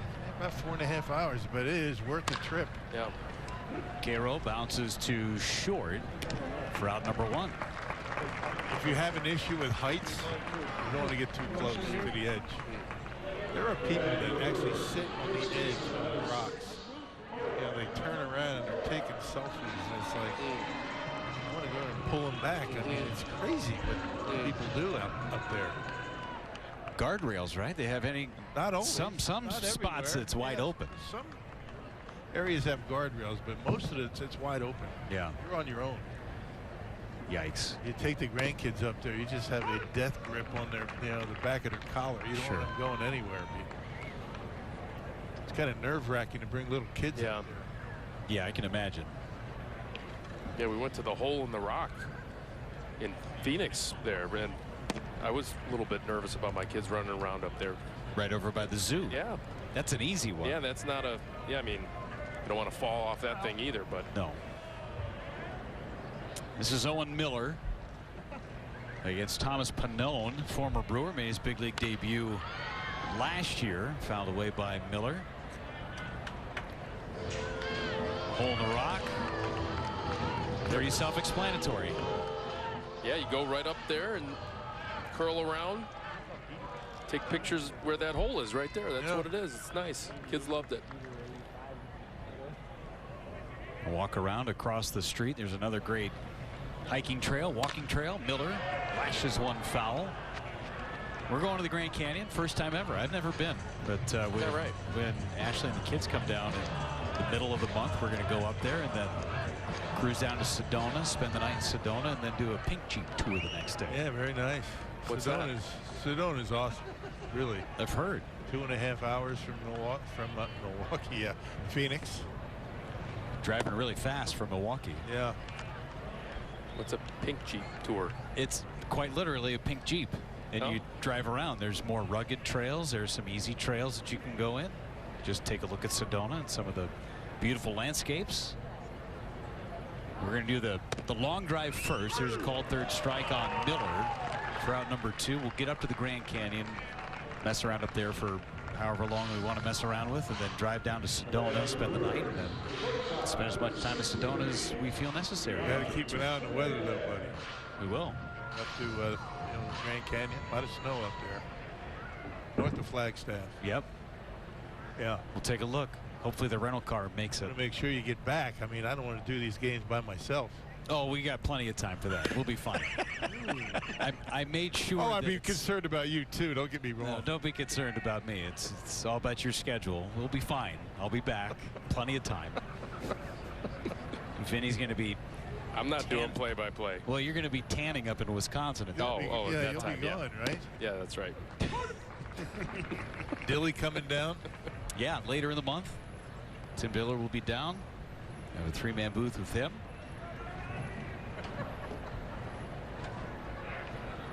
Yeah, looking forward to it. That'll be a good trip. Never done it before.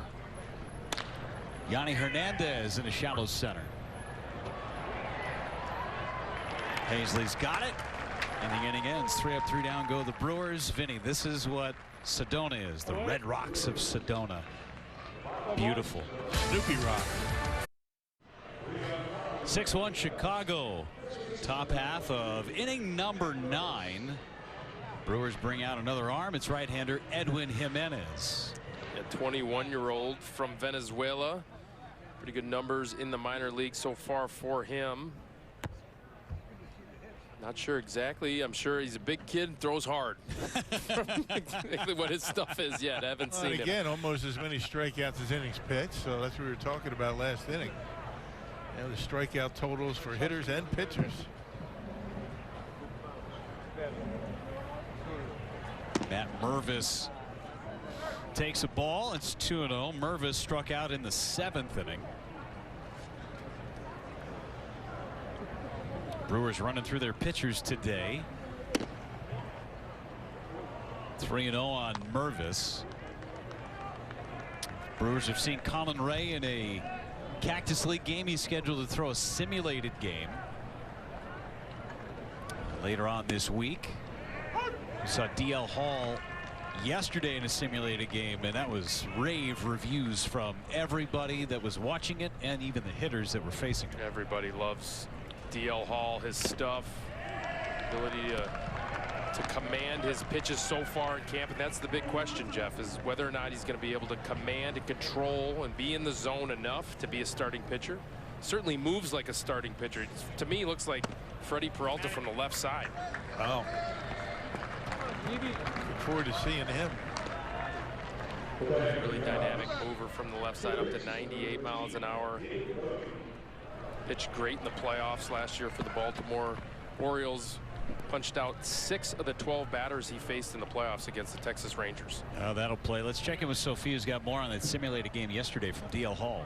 Yeah, it was a great simulated game. 3 strikeouts for him, and he was facing some of the best hitters in the Brewers lineup. Christian Yelich, Rhys Hoskins participated in that. Christian Arroyo also faced him. Devin Williams also threw an inning in that one, and then Yoel Payamps as well. So they're all getting their work in, and looking ahead to the schedule of when we might see some more of these pitchers. Freddie Peralta is expected to make his first Cactus League appearance on Sunday, along with Aaron Ashby. Both of them have thrown simulated games, and then the top prospect, Jacob Mizorowski, who we have talked about and Trevor McGill was raving about earlier today. He's expected to throw on Sunday as well. So we're gonna see a lot of simulated games on these backfields while Cactus League games are underway. There was another one earlier today. Jacob Junis pitched in that one, and it's just because they have more pitchers that need to get stretched out, and they need to evaluate more arms this year than what they have before, with more openings in the starting rotation. It's going to be that type of rhythm as these pitchers get into games. Thank you so much, Sophia.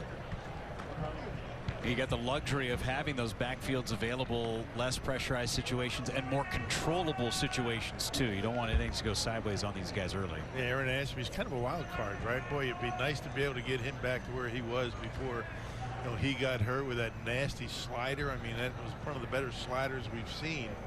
But you just don't know, coming back from injury, the injury that he had, if he's going to be that same guy. You just hope he is. Yeah, you always want to be careful with the shoulders, of course. Guys come back from elbows all the time. The shoulders are a little trickier.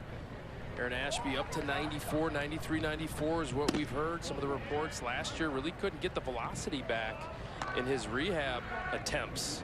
It's like 88, 89. I talked to him in the clubhouse. He feels much stronger. Saw the stuff coming out. I watched that simulated game. The stuff was coming out. It was the old Aaron Ashby with the sink to it. Good changeup, hard slider, like you said, Rock. That is a wild card right there. Hopefully he can win that 5th spot. How big was it for him to come back? And I know the results were not very good for him last year in his rehab assignment for Aaron Ashby, but much like Garrett Mitchell, to have that healthy offseason to gain strength coming into the season. it's huge, right? I mean, he even talked about it. The more he plays catch, the stronger he feels, and it's the mental hurdle too, getting over an injury, especially the throwing arm. Just, you know, feeling like he can just let it go. I mean, a little bit of lack of velocity might have been a mental thing, not wanting to hurt that shoulder again. And Rhys Hoskins, right? He missed all of last year, but he came back. He wanted to try to get back to the postseason, but he proved to himself he's going to be able to go back to the form that he was before he got hurt. So we've talked about Ashby. Mizorowski's a kid. I mean, I can't wait to see him. I haven't seen him throw in a live game quite yet. But Robert Gasser is another name that has been thrown out there. He's been very impressive this spring thus far. Yeah, PCL Pitcher of the Year last year. Nashville just put up great numbers. Not a big imposing presence out there, but 92, 93 miles an hour with the fastball, but really pitches, cuts the fastball in on righties, gets lefties out. He's got that lower three-quarter arm angle. He's another name in the mix. There's a bunch of guys. You love to see the competition between these guys trying to figure out the starting rotation. Got a deep pipeline, do the Brewers. Yeah, they really do. Joe Hudson is the hitter with the bases loaded for the Cubs. And Jimenez throws him a strike. Gasser's got a great name for a pitcher. Yeah, he does. Yeah, he does.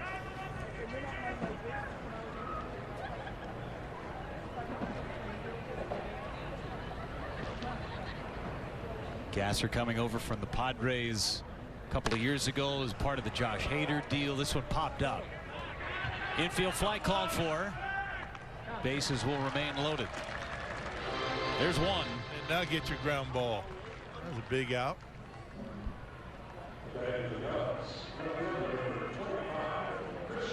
Christian Franklin is the hitter. He bounced into a double play in the 7th. See if he can do it again. Bullpen starting to move for the Brewers. Yeah, always tough right here to come in these situations. Edwin Jimenez, just 21 years old. First time over here on the big league side and trying to make an impression. Finds himself in a tough spot right here. Needs a ground ball.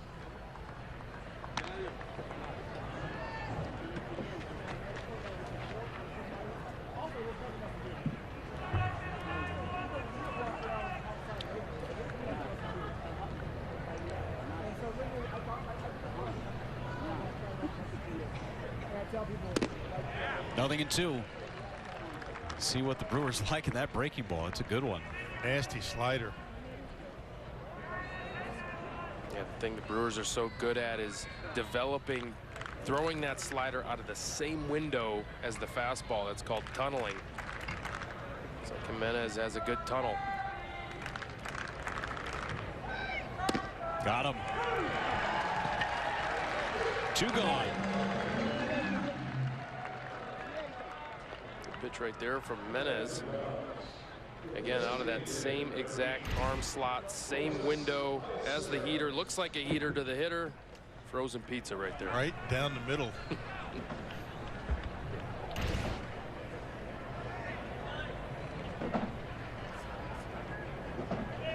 Ballesteros is the hitter. Fly to center in the 8th inning. Took over as the DH. One out to get in this mess that started walk, single, walk. Fouled it away.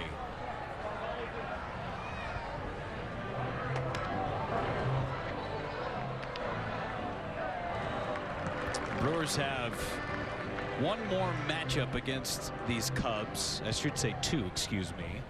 Both coming in Mesa in the spring schedule. March 12th and then again March 23rd. 0-2 fouled at the plate. Yeah, March 12th. That's a night game, right? It sure is, out at Mesa. In Mesa, 6:05. You and I working that one together? That's a webcast. Yeah, we're getting you on a few webcasts this year, Rock. Nice and close to the house. Everything on the east side, Rock's got it. Yeah. Check swing, appeal it, he win. Got to go get it out somewhere, throw to first base. There's an out right there. Run does not count. No Javi Baez situation in Pittsburgh on this one. Just go get the out at first. Called the greatest running play ever. How about go get it out? That never happens. Anyway, bottom of the ninth coming up. 6-1 Chicago. Last chance for the Brewers. Bottom of the ninth inning. 6-1 Chicago. One of 3 games between these two teams down in Arizona. Two teams to match up for the first time in the month of May down at Wrigley. Cubs come to Milwaukee for Memorial Day 4-game series. First matchup at home is Brock Wilken will lead it off against Thomas Pannone. Second inning for Pannone. Wilken, last year's first-round draft selection out of Wake Forest. This dude is a monster. He put up some numbers in college, didn't he? Yikes. 71 home runs, an ACC record, Rock, in 3 years. Yeah, no kidding. Amazing. He gets a base hit to left. He's played a pretty good third base in Cactus League play thus far. Wilken with a leadoff knock. That's a nice short stroke right there. No movement whatsoever. And those hands just throwing that bat at the baseball. Bingo. Down and in. Able to barrel it up. Well, that's a nice swing. Short, compact. He is a good-looking player, Rock. I'm telling you what. Usually when a guy is that big, he's a little bit stiff, not real mobile. That is a loose swing right there. Loose, easy. The swings get long when you're big and tall like that. Eric Haas, who is battling for a backup catcher spot, can play a little bit of left field. Last year at the Tigers. A couple of games with Cleveland. 21 homers back in 2021 for Haas.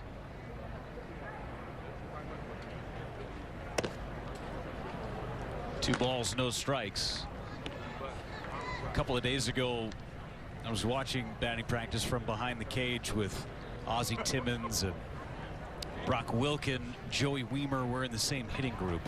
And to hear just the bats getting through the hitting zone for those two guys was just unbelievable.